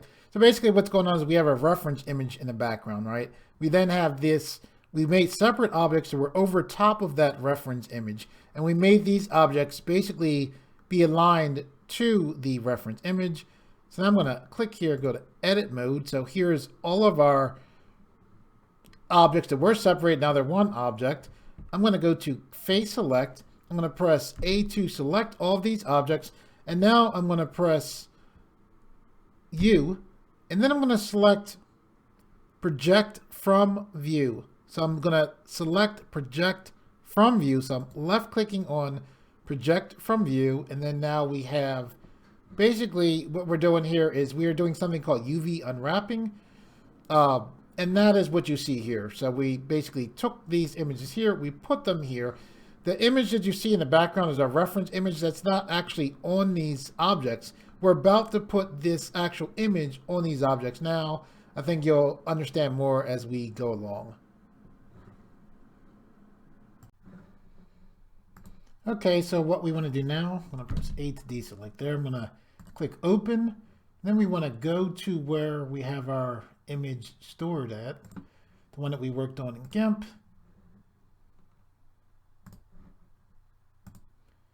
Okay, so this should be the image. I'll click on this button. It looks like it has 4 squares here. And then with this selected on, I'll select open image. And there's our image opened here, and that's what we want. Okay, what we're going to do now is press A to deselect. We're going to look down there at the bottom. We're going to click open. We're going to go to where we have the image that we worked on in Gimp stored at. I'm going to click on this square button here. It looks like it has 4 squares in it. You can see our image here, so I'm going to left click on that, and with that selected, I'm then going to select open image. Okay, what we're going to do is press A to deselect, A to select everything, then we're going to press S to scale. We'll press G to move this somewhere. So let's try to line up these arms. Press S to scale them up.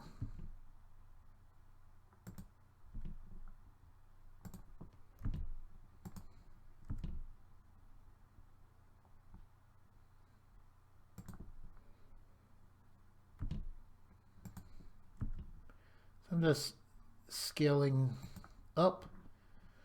Then what we can do is press A to deselect. We'll hover here, press L. When we press L, we can select all of this piece. I'll press G, move that into position. I'll press A. To deselect, I'll press L. I'm hovering over here, then I pressed L. I'll press G. I'm going to press S to scale in the X axis. Okay, I'm going to press A. I'll press L here. I'll press G. Press A to deselect. I'll hover here. I'll press L. I'll press G.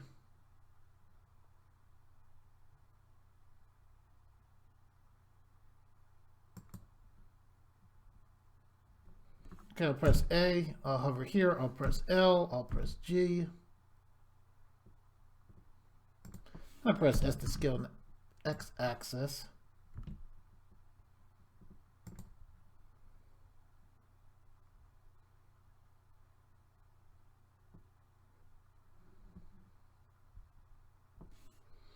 I'll press A to deselect. I'll hover here. I'll press L. I'll press G.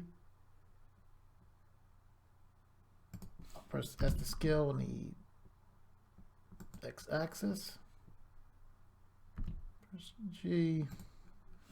I'll press A. I'll press L here. Press G.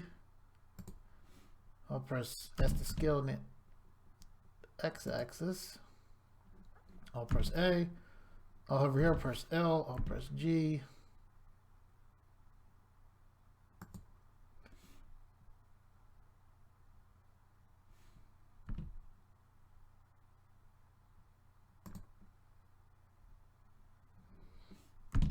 I'll press A to deselect, I'll press L here, press S to scale, I'll press G. Now that that's moved out of the way a little bit more, press A to deselect. I'll press L here. I'll press G.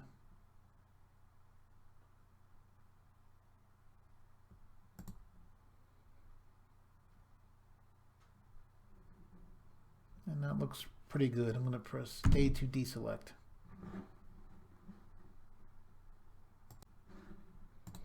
Okay, you might be sitting there saying, what is going on? I can see it, the images here. Why are you doing that? Well, this is the reference image. So I'm going to scroll down here. That's what you typically bring an image in here for. Use it for reference, for lining, for modeling, for doing things like we're doing here. But this image here is not on this texture. That's why we're going through these other things. So when I unclick background image, you can see that there's nothing on these planes. That's why we had to do this over here. So now what we're going to do is, now that we have this set up with this image, and you know, when I'm highlighted on this, you can see that this image here is over here. I'll press A to deselect. When I click here, I'm going to go to object mode. So we have this image here. We're in wireframe mode.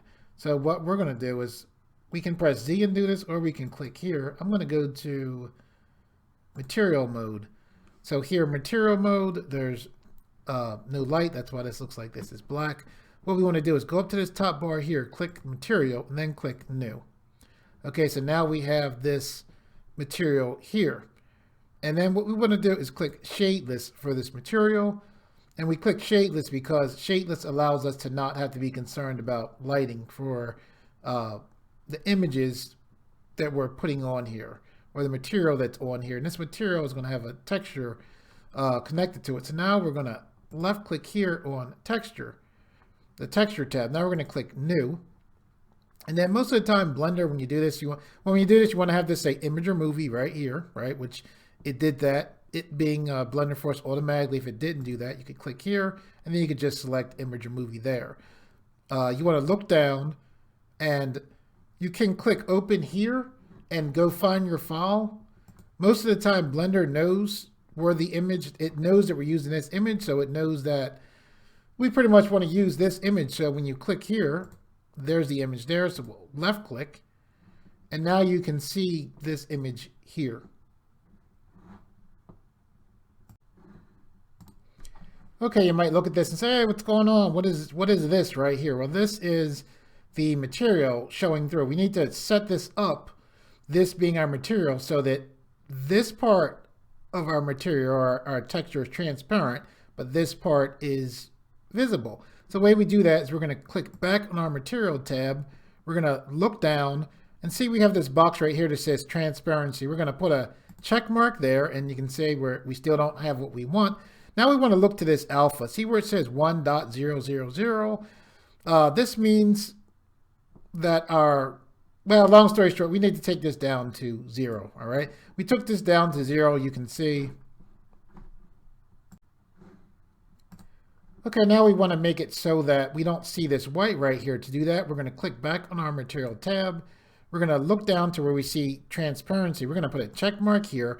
We're going to look to where we see alpha. It looks like alpha 1.000, at least that is what it is. I always think 1000, but this is alpha with a value of 1. We want to left click and drag this so that that's an alpha of 0. Right? So now what we want to do is go to our texture tab, and then in our texture tab, we want to scroll down, and here we see this other alpha here. Okay, so what we want to do is put a check mark here in this alpha, and this alpha here is 1, and we want this alpha to stay at 1. And then now that gives us our transparency as far as our transparency other than what we want to be solid, which is our actual character.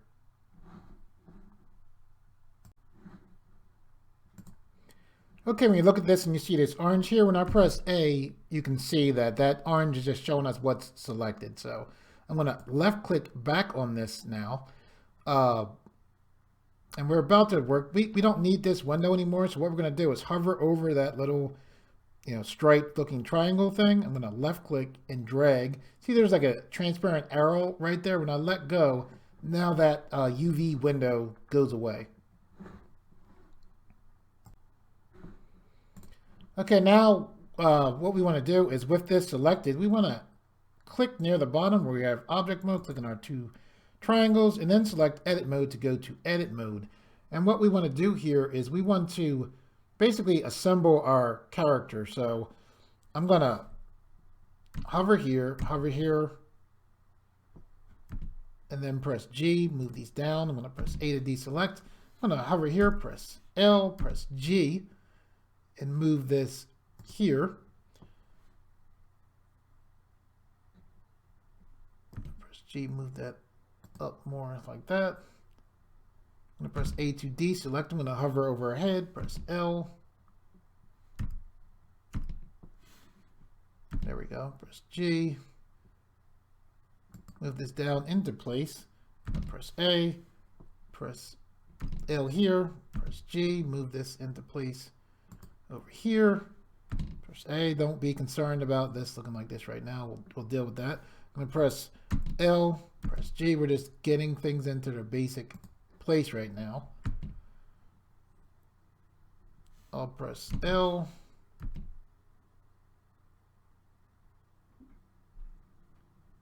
Press G. This one, since this is right over the other piece, I'm actually going to adjust this now, so I'll push that forward, something like that. I'm going to click front to go back to front orthographic. I'm going to press A to deselect. I'm going to hover here, press L, press G, press A to deselect.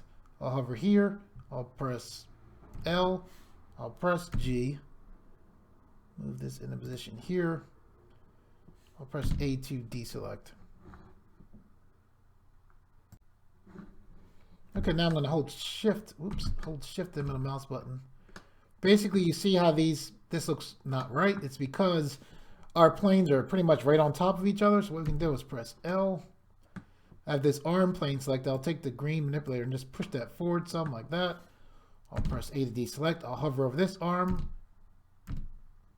Press L to select it, and then I'll just pull that back. Doesn't need to be moved a lot, just a little. I'll press A to deselect. I'll press L. hold the middle mouse button just to get some 3D view. I'll move that back some. I'll press A to deselect. I'll hover here, press L. I'll move that forward a little. I'll press A to deselect. I'll hover over the head, press L. Whoops, didn't get the head. Press A to deselect. Whoops, I pressed S by accident. If you press S like I did and I start to schedule, right click and it's kind of like doing an undo. So I'll press L. Push that forward some. I'll press A to deselect. Press L over his head. Push that down. Some more. I'll press L. Push this over some like that. I'll press A to deselect. I'll press L.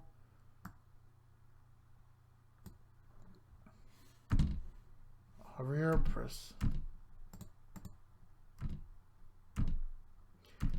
See, I want to grab this belt, right? So I can press H to hide that stuff. I'll press L here. Push that forward using the green manipulator. Press A to deselect. Now I'll hold Alt H just to bring everything back. And now what I can do is go to object mode, take a look.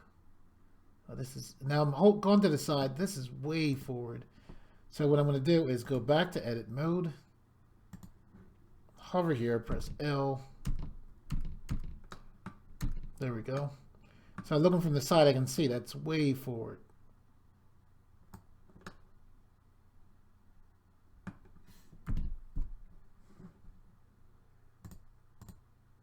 So I'll press A just to make sure everything for the most part is lining up. I'll go back to edit mode. I'm going to push this up over some.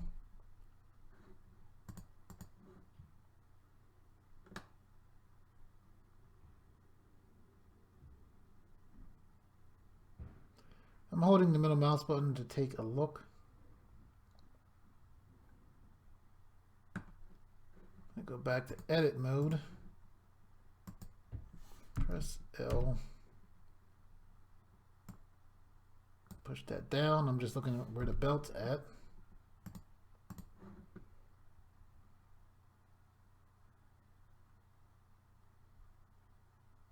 Okay.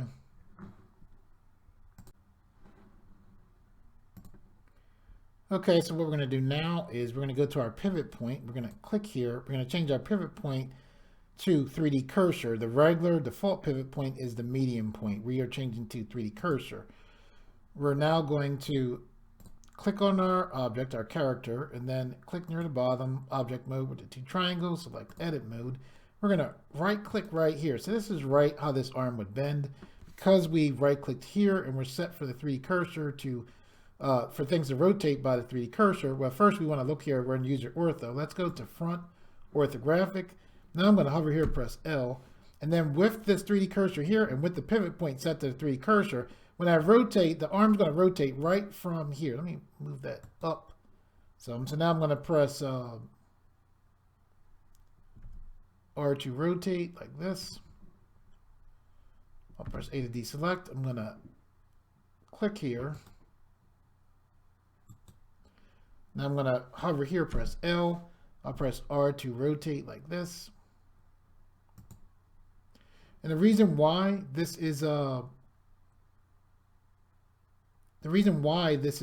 rotating like it should, again, it's because there's 3D cursors right here, and our pivot point is set to the 3D cursor, okay? So I'm going to click near around our hip joint. I'm going to press A to deselect. I'm going to hover here, press R to rotate, press A to deselect.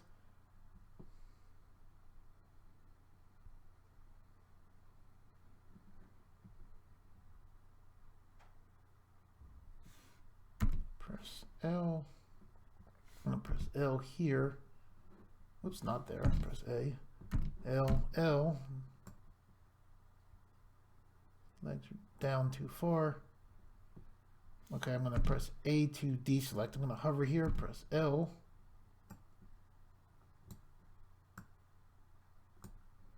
Okay, now that I moved them, and I was able to move them, even though the 3D cursor was on there, Still was fairly easy to move them, so I just moved them. Now I'm going to right click here, press R to rotate, then press A to deselect. Okay, for this here, I'm going to right click to put a 3D cursor there. I'm going to hover here, press L. I'm then going to press R to rotate to put this out to the side like that. Now I'm going to press A to deselect. Let's go to object mode. I'll press A to deselect so we can take a look.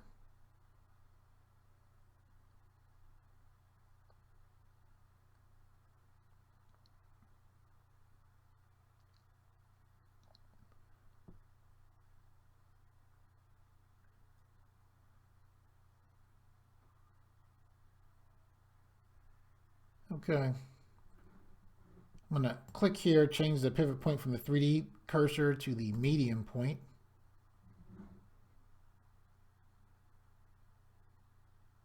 Now I'm going to hold shift while holding shift, press C to put our 3D cursor right here. I'm going to left click on our character and move the whole character to the side like that. Then I'm going to press A to deselect. I'm going to hold shift and middle mouse button to pan. I'm going to hold control and push in with the middle mouse button to zoom in.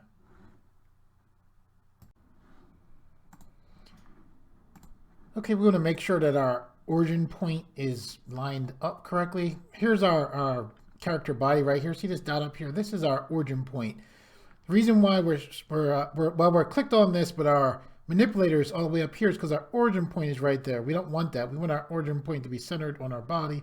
So what we're going to do is we're going to go to Object, Transform, and then we're going to select Origin to Geometry. And now we have our origin point right here, which is kind of off center. I'm not particularly sure if I like that. See this line right here? This is our center line. I want to move our character so the center line is going right up. I'm going to right click. I'm going to hold shift, press C. When I did that, that put our 3D cursor right in the center of our scene. What I'm going to do now is with our character selected, I'm going to select Object, Transform, but this time I'm going to select Origin to 3D cursor. So now our origin point is right there. That should be fine. Now we're going to hold shift, press A. We're going to bring in armature. When you press Shift A, that brought up our add menu. Now we're going to go to Basic Human Meta Rig. For you to see this, by the way, you need to have gone to User Preferences, Add-ons, and put a check mark next to Rigify. Okay? So if you do not see this, go to User Preferences, User Preferences, Add-ons, put a check mark next to Rigify. So I'm going to left click. So now we have the armature right there. I'm going to go to this puppeteer button. Looks like a little stick guy. I'm going to put a check mark next to X-ray. I'm then going to push this down so that the feet of our armature are near the bottom of the feet of our character. Now I'm going to press S to scale.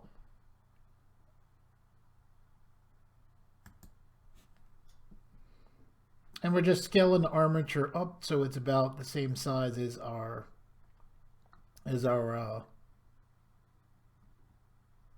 character here.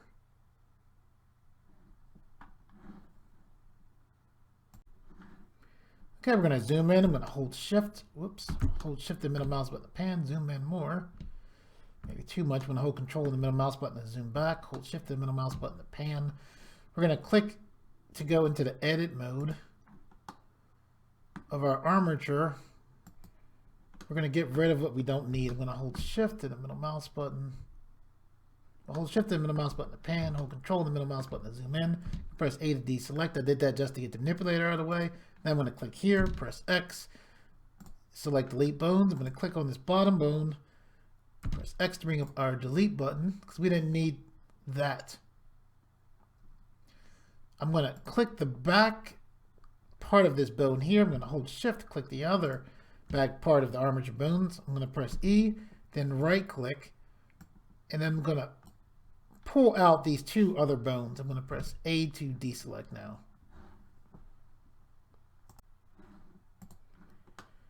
Okay, this is, if you've rigged before, this is a little different from regular rigging because we're in the front view, but our feet are pointing to the side, and that's how we want them to be. What we're going to do is we're going to hold shift, click this back bone, this front bone, and this bone. I'm holding shift right here, so all of these bones here.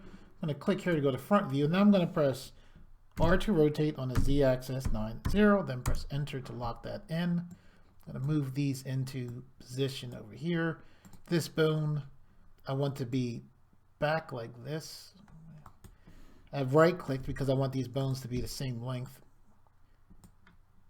That's how I prefer them to be. If you right-click, it's kind of like doing a little undo. I'm going to press A to deselect. I'm going to click here, hold shift. Holding shift allows me to move multiple bones. Clicking here to go back to front view, I'm going to press R to rotate on the Z-axis 90, enter. I'm moving these bones in a position. I'm going to left click here, hold shift, then move this up and back like that. I'll move this over. When you're dealing with this foot, you want to make it so that your foot is able to bend well. It's definitely helps a lot with animation when you can clearly see the foot bending. We have this knee joint right here. I'm just going to move this in place like this. Same thing here. When you are setting up a rig, you want to have some bend in your knee joints. You almost never want the rig to be totally straight. That helps the rig to know how you want it to bend. Okay, I'm going to press A to deselect. Okay, I'm going to roll the mouse wheel to zoom back. I'm going to hold shift and middle mouse button to pan. Let's click here, move this hand into the position of a hand. Move this into the position of the elbow. We'll click here as well as here. Holding shift and the middle mouse button. I zoomed in by rolling the mouse. Now I'm holding shift and middle mouse button to pan. I want to click both of these bones here. Into the bones, I should say. And move these into the shoulder position here. I'm going to click here. Move these into shoulder position here. And rigging a 2D character is definitely somewhat different than rigging a regular character where you pretty much want everything to be equaled out and balanced. It's definitely different. Roll the mouse wheel. We're positioning the head right here.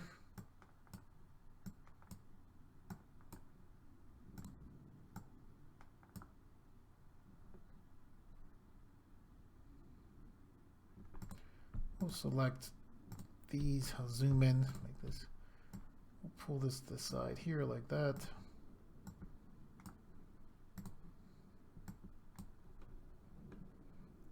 Pull this here.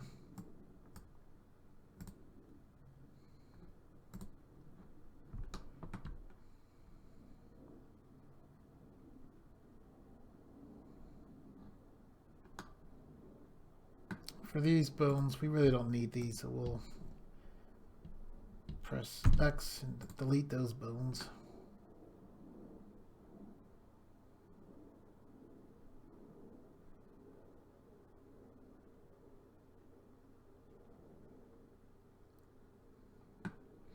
See, from the side, our armature is back. These bones as well, we don't need these bones. Holding shift. I'm going to press X and choose delete those bones like that. Okay, I'm going to roll my mouse back. We want to set up our armature to make it easy for us to pose now. So currently our armature is not connected to our character. We're just setting the armature up. So what we're going to do is we're going to click this backbone, hold Alt, press P. This brings up our clear parent menu. We're then going to select clear parent. We're then going to press A to deselect. We're going to click the other bone towards the back. hold Alt, press P, select clear parent. We need to do that to set up inverse kinematics, which we'll do very shortly. Now we need to parent this bone to this bone. Okay, so we're going to click here first, hold Shift, then click here. Now we're going to hold Control. While holding Control, press P. This brings up our Make Parent menu, and now this time we're going to choose Keep Offset. Now we're going to press A to deselect. We're going to then click this bone, hold Shift, then click this bone. We're then going to hold Control, press P. This brings up our Make Parent menu, and then we're going to select Keep Offset. Then we're going to press A to deselect. Okay, now let's go set up inverse kinematics. So we're going to then click here. So I'm clicking on the edit mode, the two triangles near the bottom, and then going into pose mode. So you typically you parent bones in edit mode. You set up things like inverse kinematics in pose mode. So to do this, what we're going to do is click on our backbone on the bottom of our leg, hold Shift, then click on the shin bone. We're going to hold Shift. While holding Shift, press I. This brings up our Add IK menu. We're then going to select to active bone. We now see this bone turn yellow to let us know this has IKs on it. We need to now go up to the menu towards the upper right. Click on the button that looks like a bone and a chain. We need to go down to chain length and set this to 2. I'm going to press A to deselect. We now need to do the same thing to the other legs. We're going to left click on that backbone, hold Shift. While holding Shift, click that shin bone. We're now going to hold Shift. Then while holding Shift, pressing I, or press I, this brings up our Add IK menu. We're then going to select to active bone. We're then going to go also to that button that looks like a bone with a chain in it and select this to a chain length of 2. Okay, with that done, I'm going to zoom back by rolling the mouse wheel back. We're looking just for our armature right now, not our character. Our character isn't connected yet. So we're going to press G, and that's what we want when we pull down on this waist bone for our character to bend down. And then when we click this backbone, we want to press G and have this leg move. Excellent. I'm going to press A to deselect. We're going to click here, press G. Excellent as well. We're going to press A to deselect.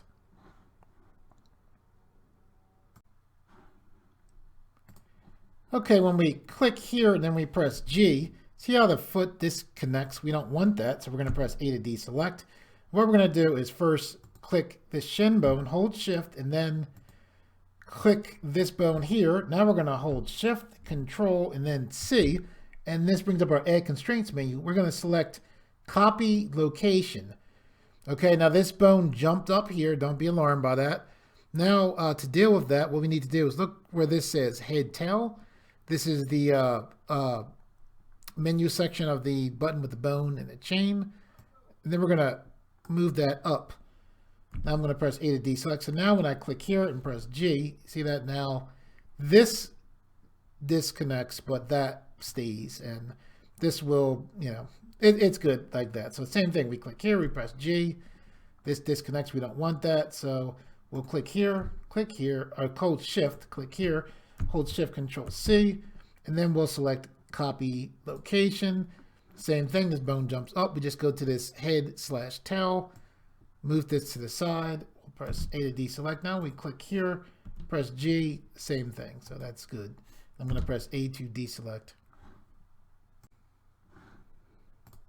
Okay, now we're going to click here.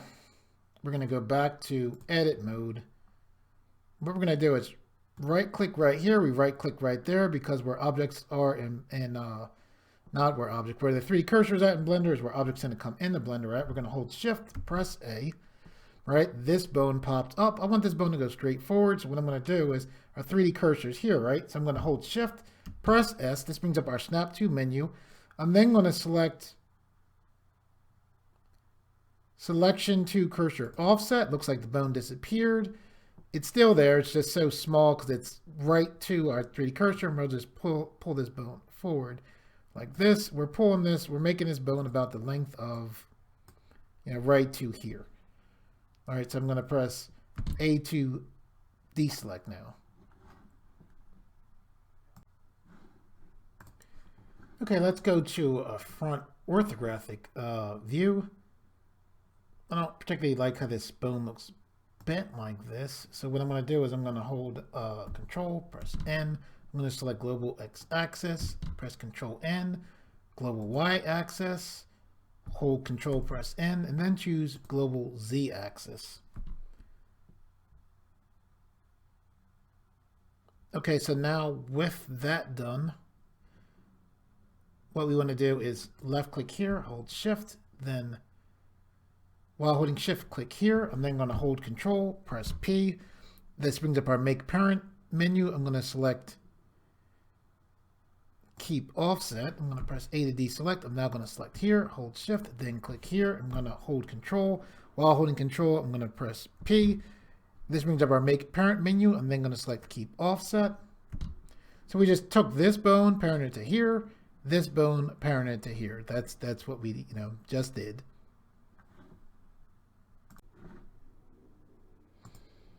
Okay, what we need to do now is duplicate these two bones. I'm going to left click here, hold Shift, and then while holding Shift, click here. Then I'm going to hold Shift D. Hold Shift and press D is what I did. So I duplicate these bones. I'm moving my mouse, I'm not clicking anything, just to make sure I duplicate the bones. I'm going to right click to get those bones to jump back into place. I'm going to hold Shift and the middle mouse button to pan up. I'm going to hold Control and the middle mouse button to zoom in. I'm going to press A to deselect. We're going to look, this is our properties panel here. We're going to move this up. We're going to click on this bone right here. When we click, there's two bones right on top of each other. The original bone is called foot.L. When we click on a bone that's like right over not another bone, Blender will automatically select the other bone. So this one is foot.L.001. This particular bone is the one you want selected. You want to rename this bone to foot_roll.L and then press enter to lock that in. For this bone here, we also have two bones that are right on top of each other, same thing. If I click here, see it has toe.L, that's the original. We want the copy, which is toe.L.001. With this bone selected, we're going to click here. We're going to rename this to toe_control.L and then press enter to lock that in. So then I'm going to press A to deselect.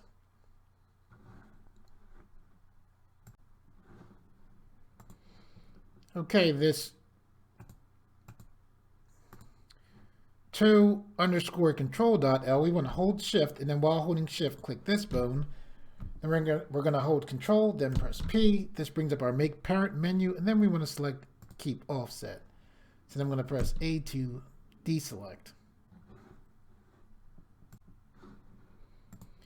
Okay, now we want to click and then go to pose mode.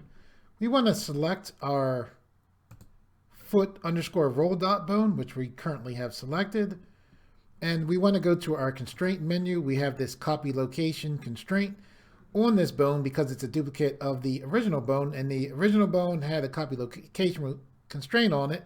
So when we duplicated that bone, this duplicate got this copy location constraint as well. So what we're going to do is just click this X button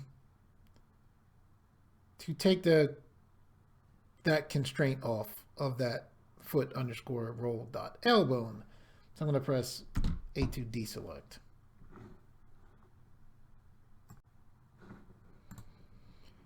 Okay, I'm going to click on this bone. So we're on foot.L. We don't want that. We want our foot_roll.L. I'm going to press R to rotate this up just because I like to know for sure that I am on this bone and not the other bone. We can, in pose mode, move this bone up, and then in edit mode, this bone will still be right on top of the other bone, which is nice.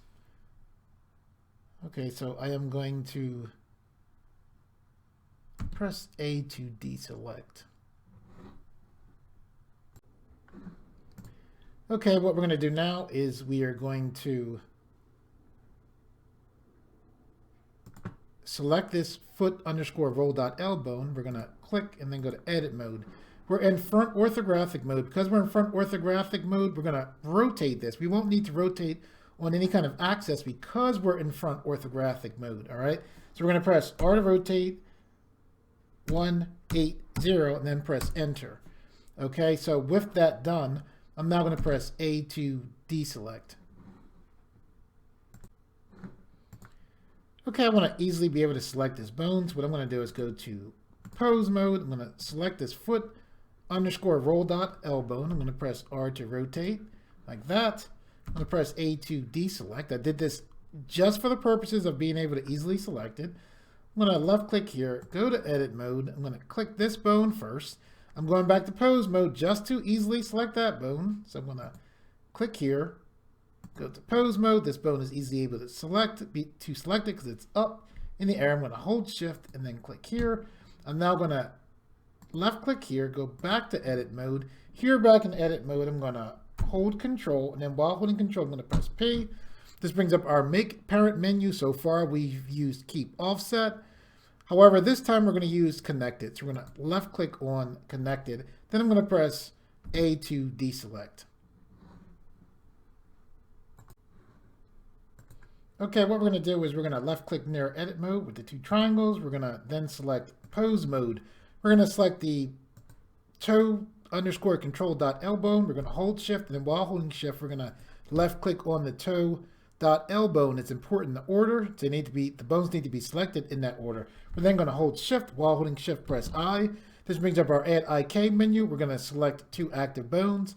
Our bones jump. Don't be alarmed by that. We're going to go to our bone constraints menu. We can get there by clicking the button that looks like a bone with a chain on it.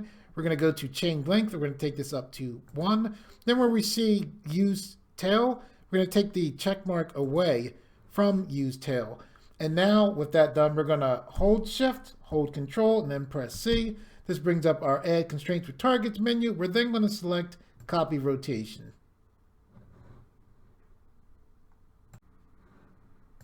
Okay, what we're going to do now is press A to deselect, A to select everything. We're going to hold Alt. While holding Alt, press R. That resets our bones rotations. Now we're going to hold Alt, press G. That would reset any movement that we did on our bones here in pose mode. I'm going to press A to deselect. And now we're going to left click and then go to edit mode. Okay, we're going to hold shift and the middle mouse button to pan down. One of the nice things is we can duplicate the work we did here over to this leg, or actually replace this leg with a duplicate of this leg, I should say. We're going to hold control, hold the right mouse button down. We're going to draw a lasso select around these bones. We're then going to press X. This brings up our delete menu, then choose delete bones. We're then going to hold control. While holding control, hold the right mouse button and draw a lasso select around these bones. We're going to hold shift, press D. That duplicated the bones. We're going to right click to get those bones to stay in place. We're then going to move these bones over. We're going to press R to rotate the bones, and move them into position.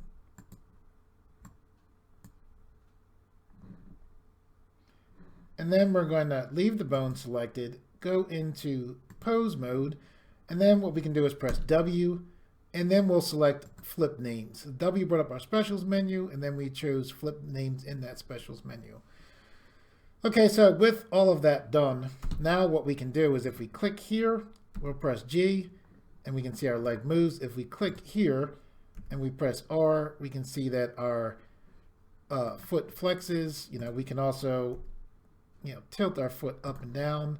Should be the same thing with this.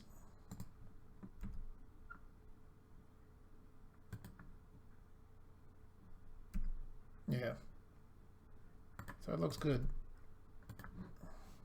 So I'll press A to deselect, zoom back, I'll hold shift and the mouse button to pan. Okay, I'm gonna click on our main body. I'm gonna click near the bottom, go into edit mode. I'm gonna hover here, press L.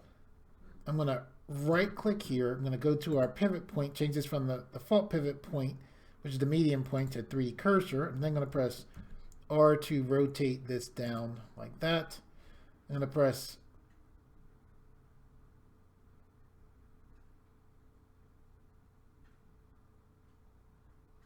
I'm trying to think. I'm going to press A to deselect.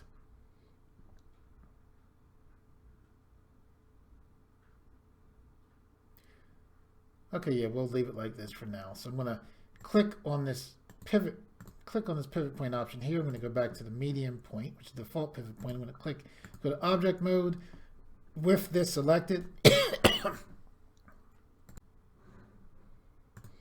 Okay, I'm going to click here, then go to object mode. I'm going to click on our main character. I'm then going to click here and then go to edit mode.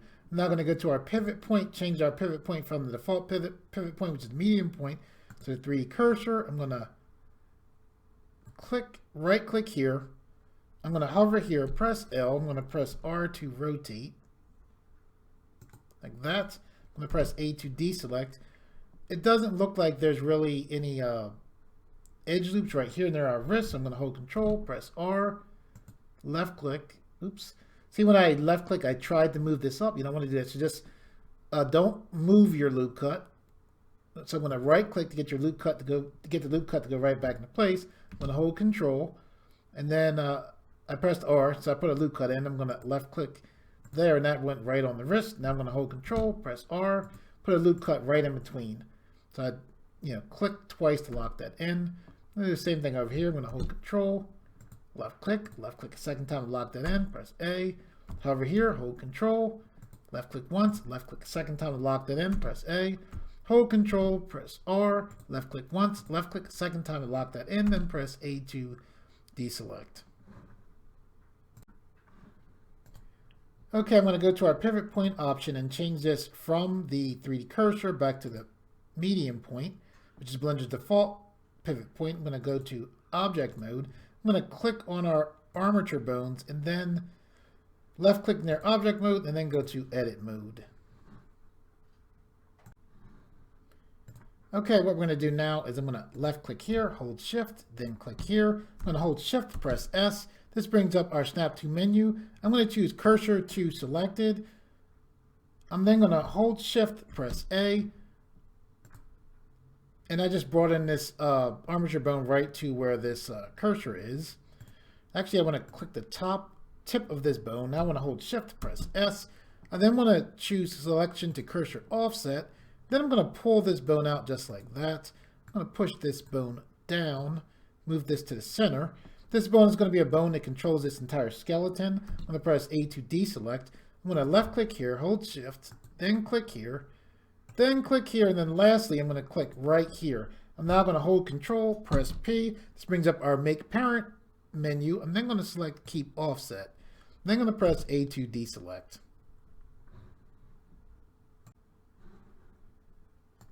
Okay, we want to set some bones to not deform our mesh. If I click here, see where it says deform here? This bone, okay, this bone we can look at. This is deform. This is the deform bone. These bones will control this actual mesh here, right? We don't want these bones here to control the mesh. So what we can do is press A to deselect. Then we can click here. I'm going to hold shift. Holding shift because shift allows you to select more than one bone at a time. This doesn't matter the order for this. We want to take the deform off all of these bones. So what we're going to do is hold shift, press W. Our toggle bones option pops up. Then we're going to left click on deform. And what that did was that took off the deform for all of our bones. So now with that done, we can press A to deselect.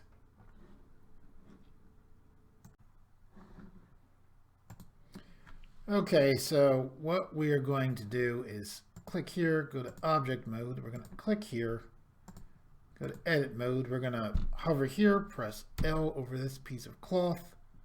We're then going to press P. This brings up our separate menu. We're then going to choose selection. So this is its own separate object now.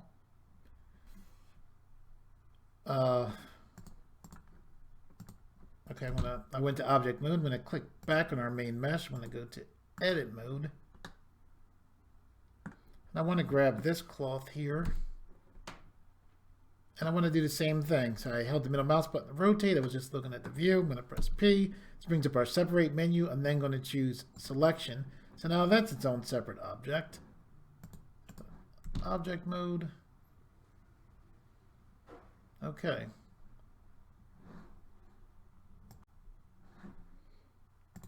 Okay, so now we're going to click here, press H to hide that, click here, press H to hide that. That lets us deal just with this. So here in object mode, we're going to First, click on our mesh. We're going to hold shift while holding shift. We're going to click on our armature bone. We're then going to hold control. While holding control, we're going to press P. This brings up our set parent to menu. We're then going to select with automatic weights. Now what we're going to do is click on our bones, go to pose mode and see, what happens. So this looks like it's moving correctly.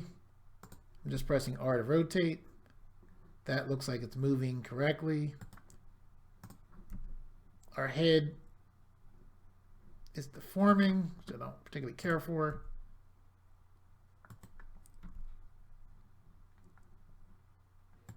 Okay, that needs to be dealt with, and some of the issues that you see here we'll deal with by using weight painting.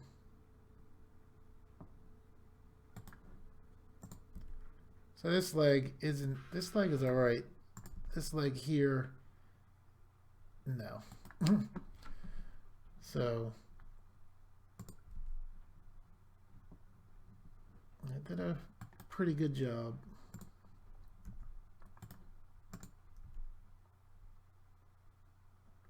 Let's go back to a front orthographic view.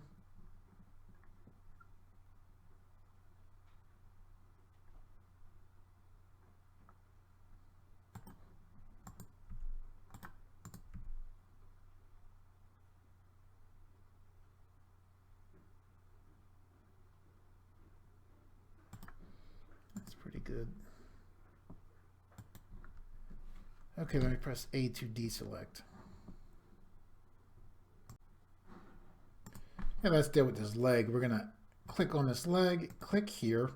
We're then gonna hold control, then press tab. This took us into weight paint mode. What we're looking at is, we can see we're in weight paint mode right here. We're looking at these colors let us know what this bone is controlling. So blue means just about no control. Green means some control. Red means extreme control. This leg should not be controlling this area at all.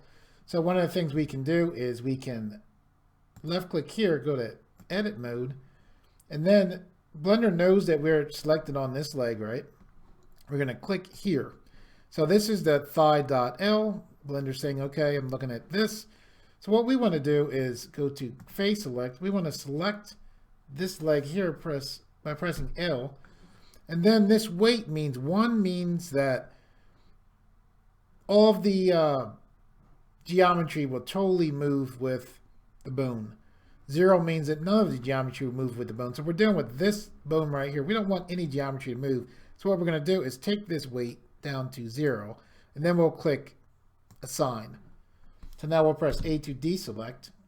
We'll go back to object mode. So now when we click on the armature bone and we click here, now we don't see any weight affecting this bone right here, which is good.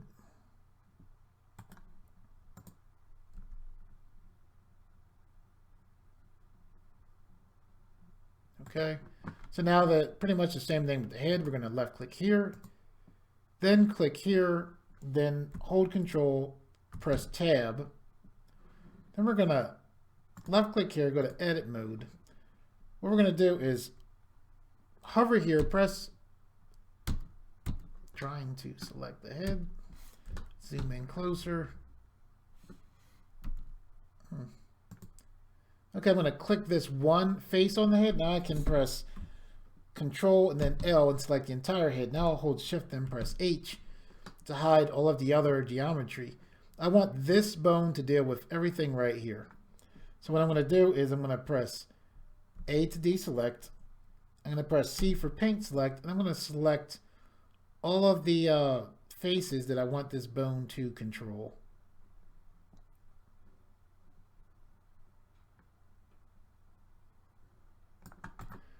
Okay, so I want this bone to control this head extremely strongly, so I'm going to take this weight up to 1 and then select assign.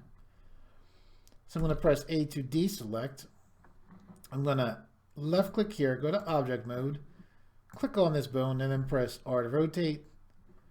The face is still deforming some. I don't like how it's deforming. So I'm going to click here because I'm guessing this bone is probably pulling on the face. So I'm going to left click here, hold control, press tab. And you can actually see that right here. So here, what I'm going to do is I'm going to go to tools, and here's our weight paint tools right here. So right now this is set for mix. And what this is this is like painting this color. Blue means almost no effect, red means extreme effect, green is kind of like in the middle. I'm going to change this from this blend mode to subtract. And then I'm going to press F. I can increase my brush. This is how I paint weights. And I'm going to take away the weights. And you can see I'm making this blue of the face just by doing like this. I'll zoom in here.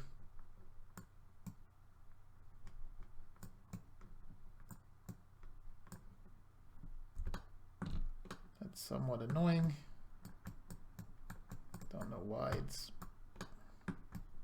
There we go. Angle, strange. So, okay. Okay, so now there should be almost no effect on the head. Holding shift to the middle mouse button to pan. Now I'm going to click here, go back to object mode, then click here, press R to rotate, and this right here is this back part. We can press R to rotate on the Z axis. I'll just press R, there we go. Good. Zoom that back.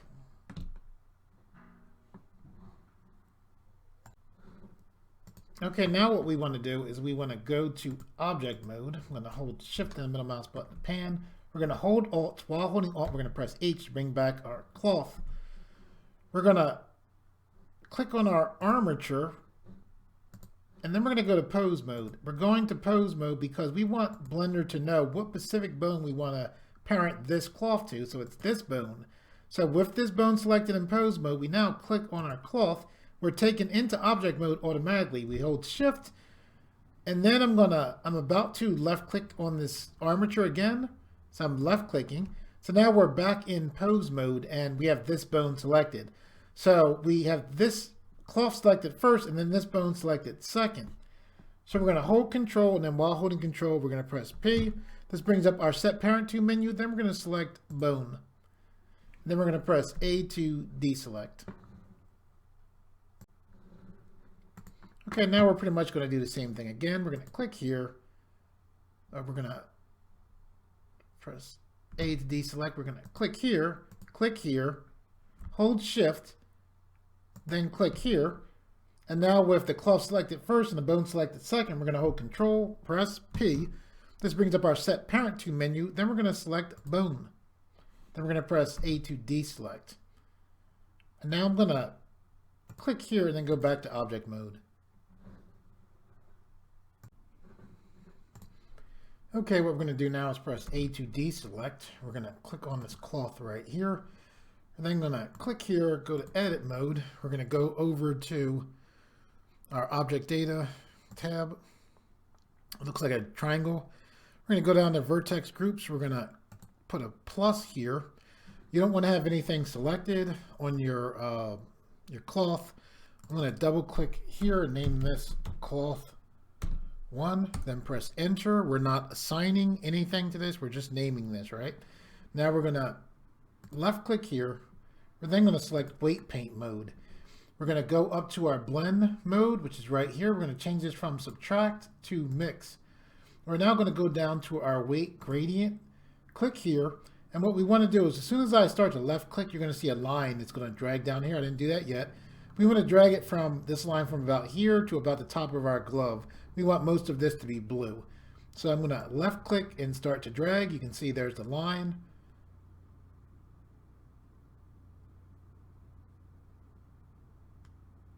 And there we go, like that. Okay, so now I'm going to click here, go back to object mode.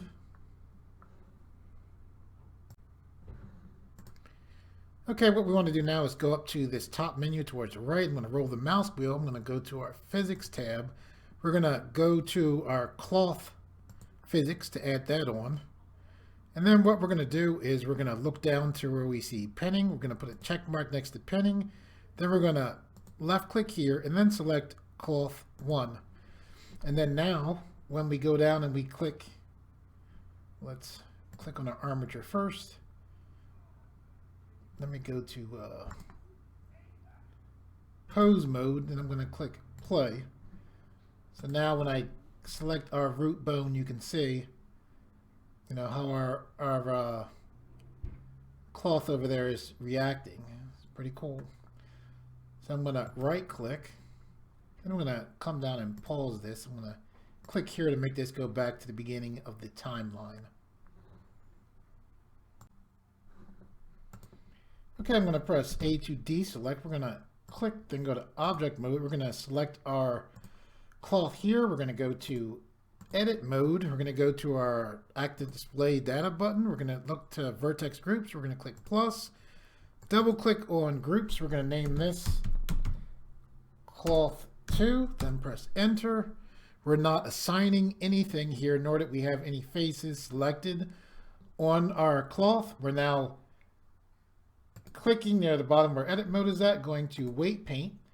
We're now clicking on weight gradient, and then we're clicking near the top of this.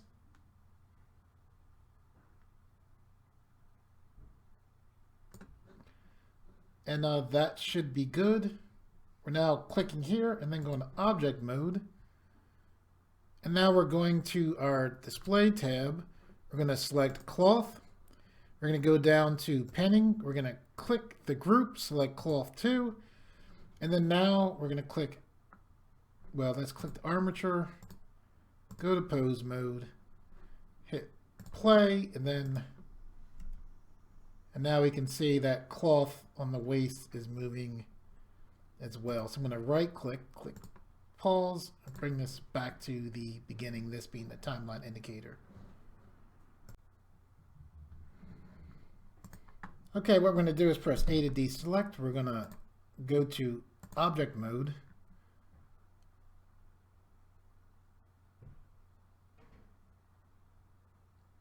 And then in object mode, what we're going to do is click on our character. We're going to then go to edit mode.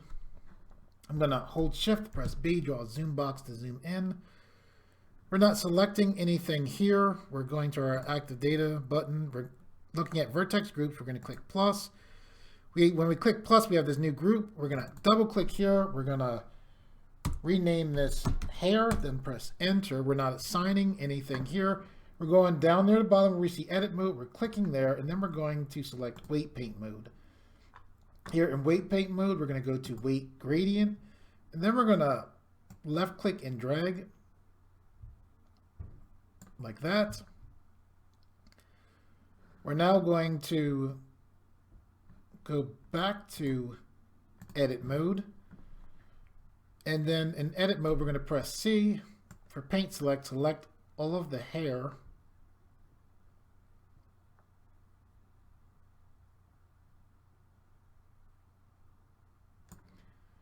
And then with that hair selected, I'm going to right click to get out of paint select. I'm going to hold control, then press I, so that we deselect everything other than the hair. Actually, I need to hold Alt, press H to bring back our body. So everything is selected but the hair. That's what we want. Then with this weight at 1, looks like 1.000 to me, but we want to click assign. So we assign a weight of 1 to everything but the hair. So now we're going to press A to deselect. We're then going to come down and select object mode. I'm now going to press, and we can leave this selected. So looks good. Okay, now with this selected, we're going to click our physics tab. We're going to select and add soft body physics to this. We're going to look down to where we see soft body goal. We click the black triangle to see more options, or to see them. So we're going to take this default up to 1. We're going to take this minimum up to 8. And then where we see this vertex group, we're going to click here. We're going to select hair. Okay. Now we're going to look up to where we see just soft body. See where it says mass. We're going to click here. We're also going to select hair. And now with that done, we're going to zoom back, click on our armature, go to pose mode, click this bone right here, hit play.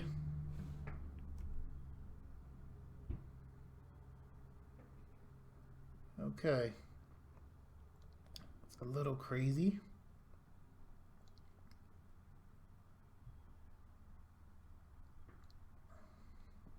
Looks kind of funny.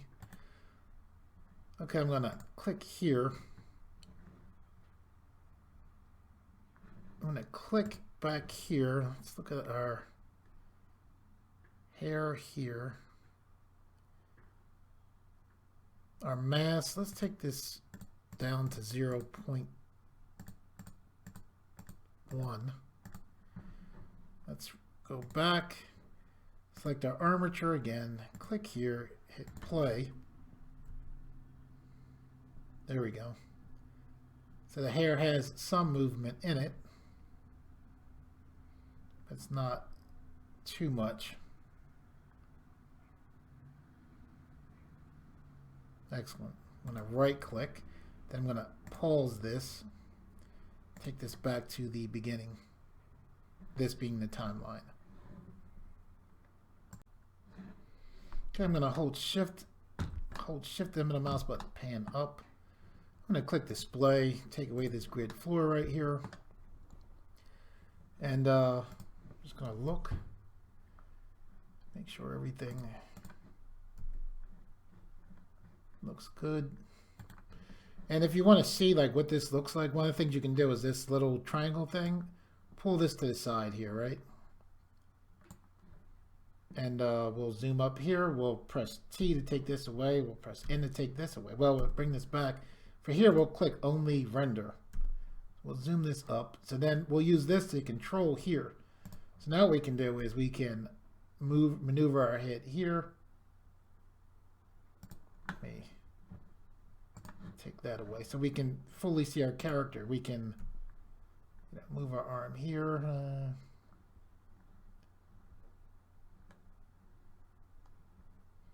Now let's quickly fix this. We'll click here. Hold Control, press Tab. See that right there. We'll click, go to Edit Mode. We'll select here. Or on Face Select, we'll select there. We'll go to here. The bone is right there. The weight is 1. Let's take this down to 0. And then select Assign. We'll press A to deselect. We'll then click here, go to Object Mode, zoom back. Click on our armature and now press R. There we go. Excellent.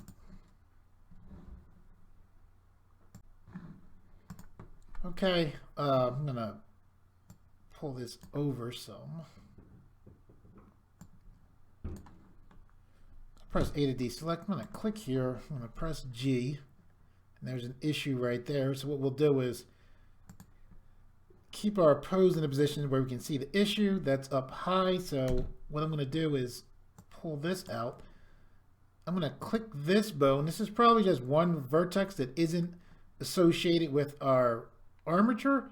So what I'll do is with this selected, I'll click here, hold Control, press Tab. Scroll this up. I'm going to change this blend mode to add. And then with this bone selected and with this set to add, I'm going to click here. When I did that, that one vertex is now associated with that bone. So I'm going to press A to deselect. I'm then going to click here, go to Object Mode. I'm going to then click here, press A, then A again to select everything. Hold Alt. While holding Alt, press R. While holding Alt, press G. Okay, then I'm going to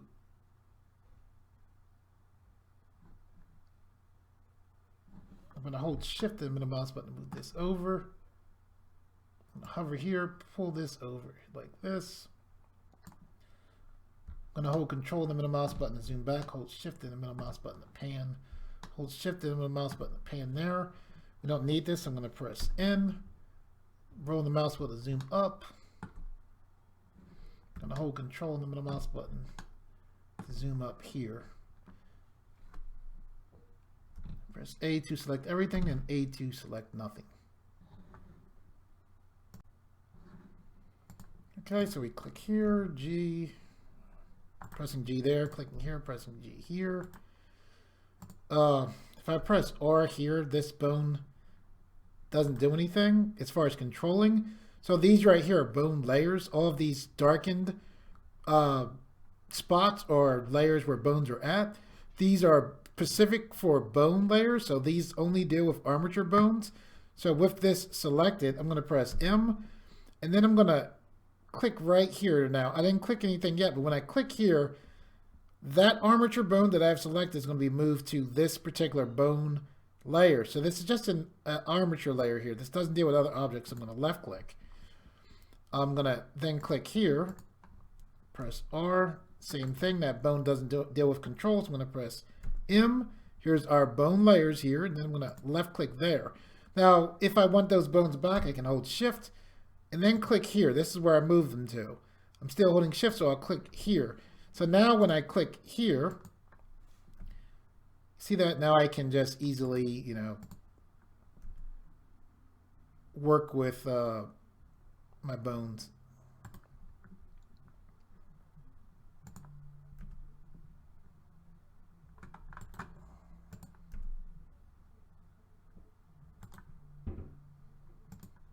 Just seeing how everything is, you know, going along here. And after I move, I just right click basically.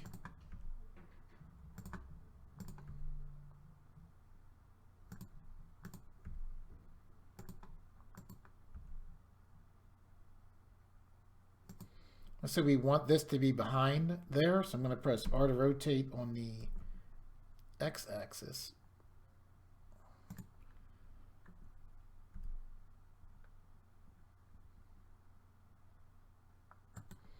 There we go. Oh, wait a second, what's going on here? I'm pressing R, this is G.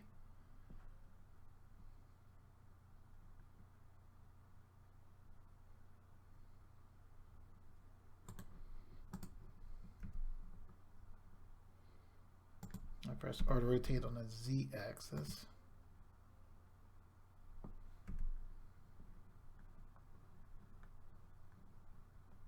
Okay, it's looking good. I'm going to press A to deselect.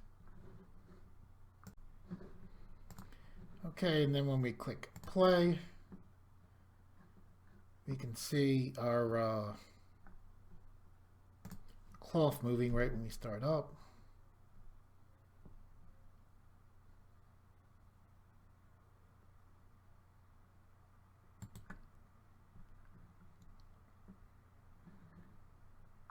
Okay.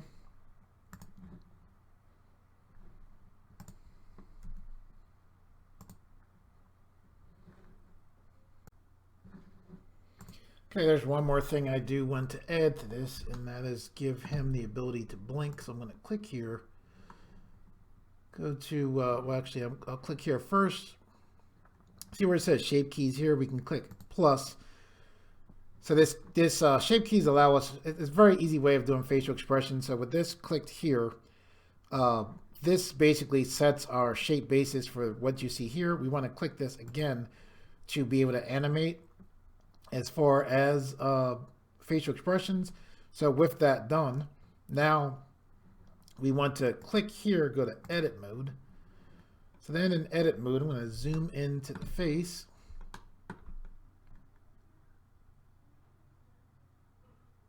And we should be able to click here and press S to scale on the Z axis.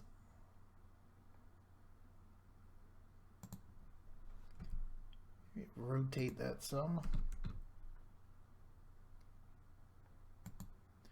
We actually can see that little bit of white right there, right? We can actually take this black part right here, push this forward, push that down, press R to rotate. pull it back some so we actually look like we're getting a eye blink. Now we'll click here, go back to object mode, and let's zoom up here.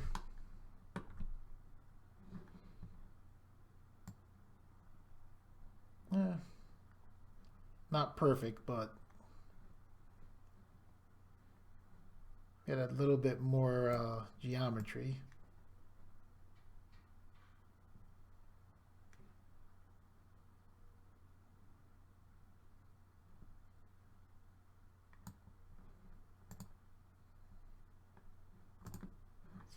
Here,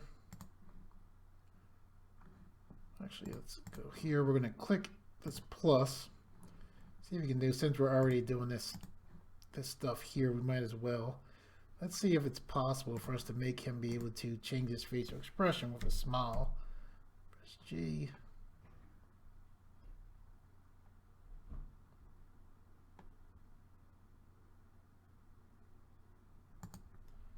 Press R to rotate. Now we'll click here, go to object mode. Yeah. Cool. Okay, let's click for this key here. Let's rename this blink and press enter. The second key, let's rename this smile, then press enter. Let's click on this armature bone. Let's click here, go to edit mode, press A to deselect. Let's right click here, hold shift, press A, bring in armature bone. Let's zoom back, we're rolling the mouse wheel back. Let's shrink this armature bone down, zoom in, click here, let's press N. The name of this bone is bone.003. Let's name this blink.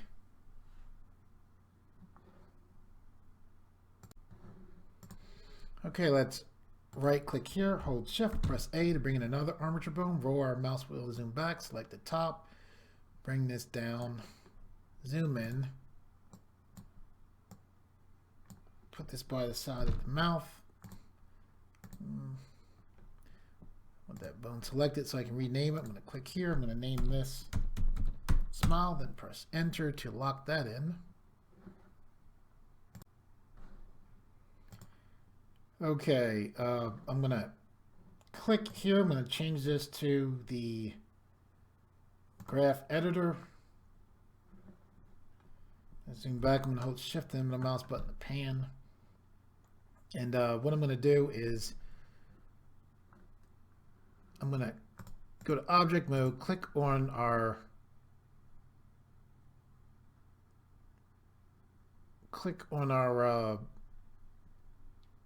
main mesh here, and then where we see blink, I'm going to hover here, I'm going to right click here. Okay, wait a second.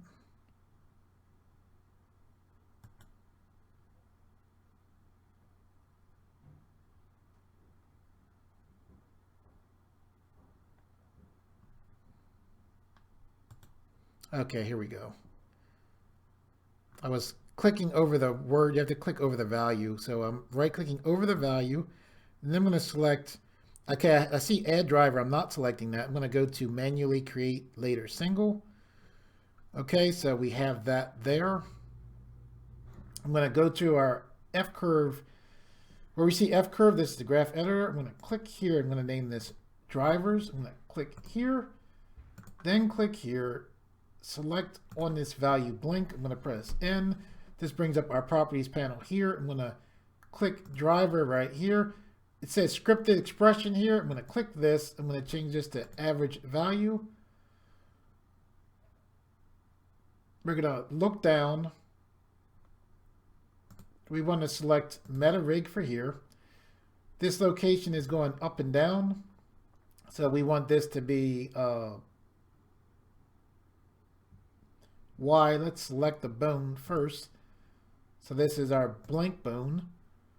And then for this, let's select Y location, and make sure you're selecting location where it's actually location, because sometimes I've selected rotation in the past. So Y location. Then we're going to select local space.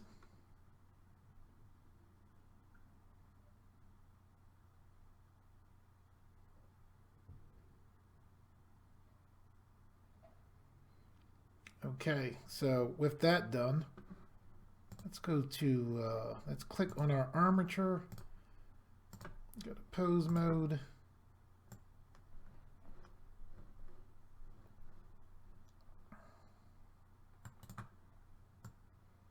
Let's push this over here. Now we're able to push that over, by the way, because it's just the wide location.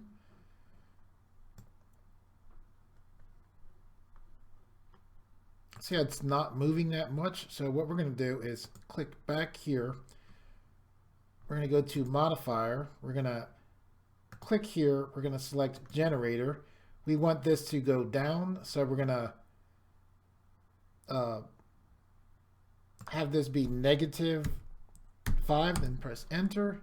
Now we're going to click here, press down.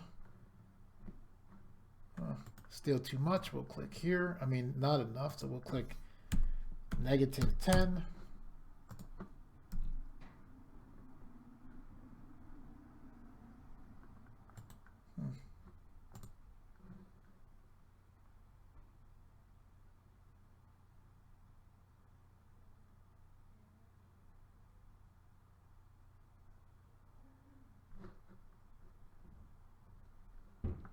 Let's see. Okay, to get this bone to work with less movement, what we'll do is we'll click here. We'll change this to -100. And now when we click here, we'll press G. Much better. The nice thing is now that we did that, I'm going to press A to deselect. I'm going to click here.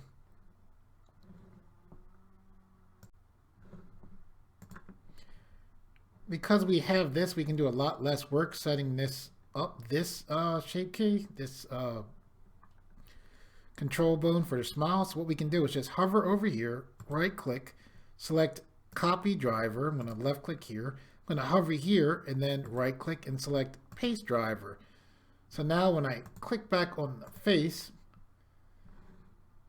when I click here, these controls are all set up from the other driver. So I'll click here. We'll change this bone from blink to smile. I'll just press S, select smile. And then we want this to go up. So we'll click here. So this is -100. We want the smile to move when we pull up instead of down. So we'll click here and we'll change this to 100. So now we'll click here. We'll press G, and now we have our smile. So I'm going to right click, then I'm going to press A to deselect. Okay, I'm going to click here, change this back to the 3D viewport. So now when I click here and zoom back, press G, you can see we have our character smiling there. We can press G, and blinking, then smiling.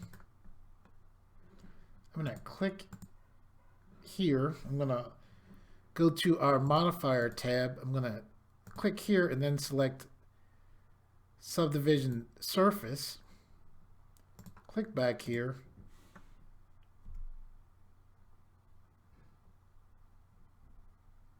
Okay.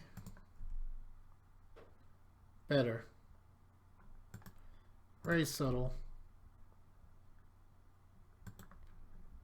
Subdivision surface modifier smooths things out.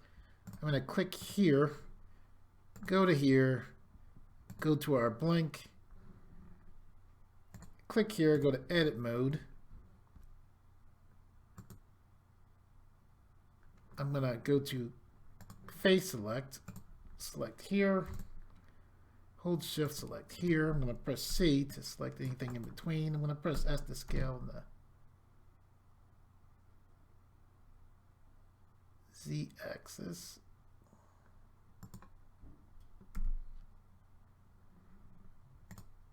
come out.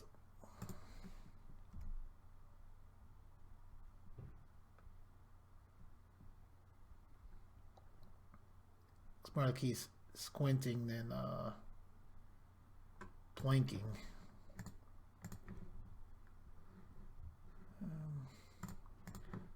Here, click here, go to edge select.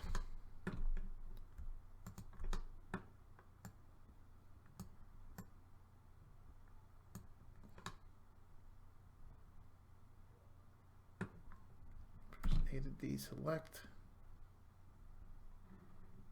Click here. There we go. Let's press A to D select, click here, go to object mode, click here, press G. Whoops. Need to go to pose mode.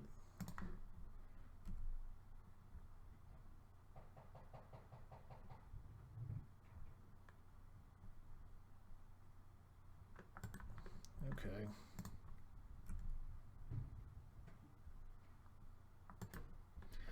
Okay, what we need to do now for these bones is we're gonna click here, go to edit mode. We need to click these bones.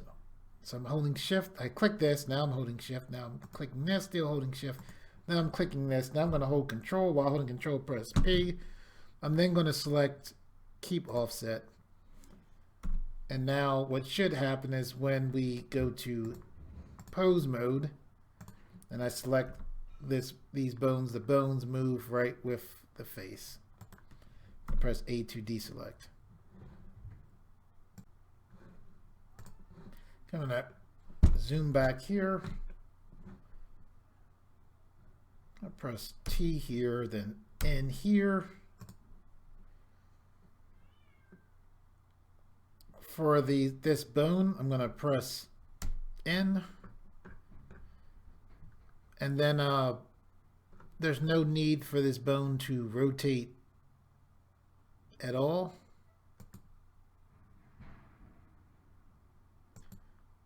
So I'm going to turn that off. We only need the Y location to work here, so I'm going to turn these off. So now when you click here, you only have to press G. You don't have to be concerned about, you know, how you move the bone. Just press G and move it. Same thing here. We'll turn off rotation, and then we'll click here, and then the same thing. Now we just press G, and you know, and then still when we rotate our head, everything should, you know, move. Just makes the bones easier to control. I'm going to press A to deselect. Okay, so if we want to set up a quick animation, we click here, go to animation mode. We click here. We'll turn this to, we'll click here, set this to material mode. If we click here, we can select lock rot. So what I'm going to do is just make him, you know, stand with his arms out, you know, kind of like this, chest bent back.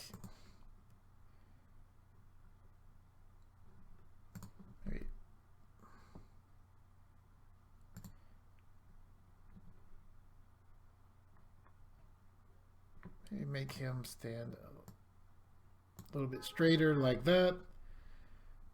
Press A to deselect. I'm going to select all the bones. I'm going to press I to put that pose for all of the bones. I'm now going to go to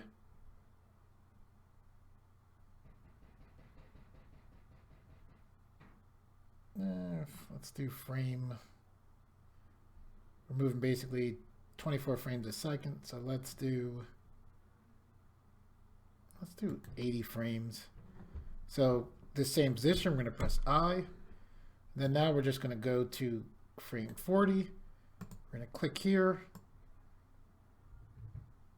bend his legs down, click here, move his head down. We'll click here, move his arms in some, like this. Maybe make him bend forward a little. Then we'll press A to select. I press A to select everything, then I to put in the keyframe. I'll right click here, take this to frame 79. I'll press E. Let's click play. I'm going to press N to bring up this properties panel, and then I'll select display for only render.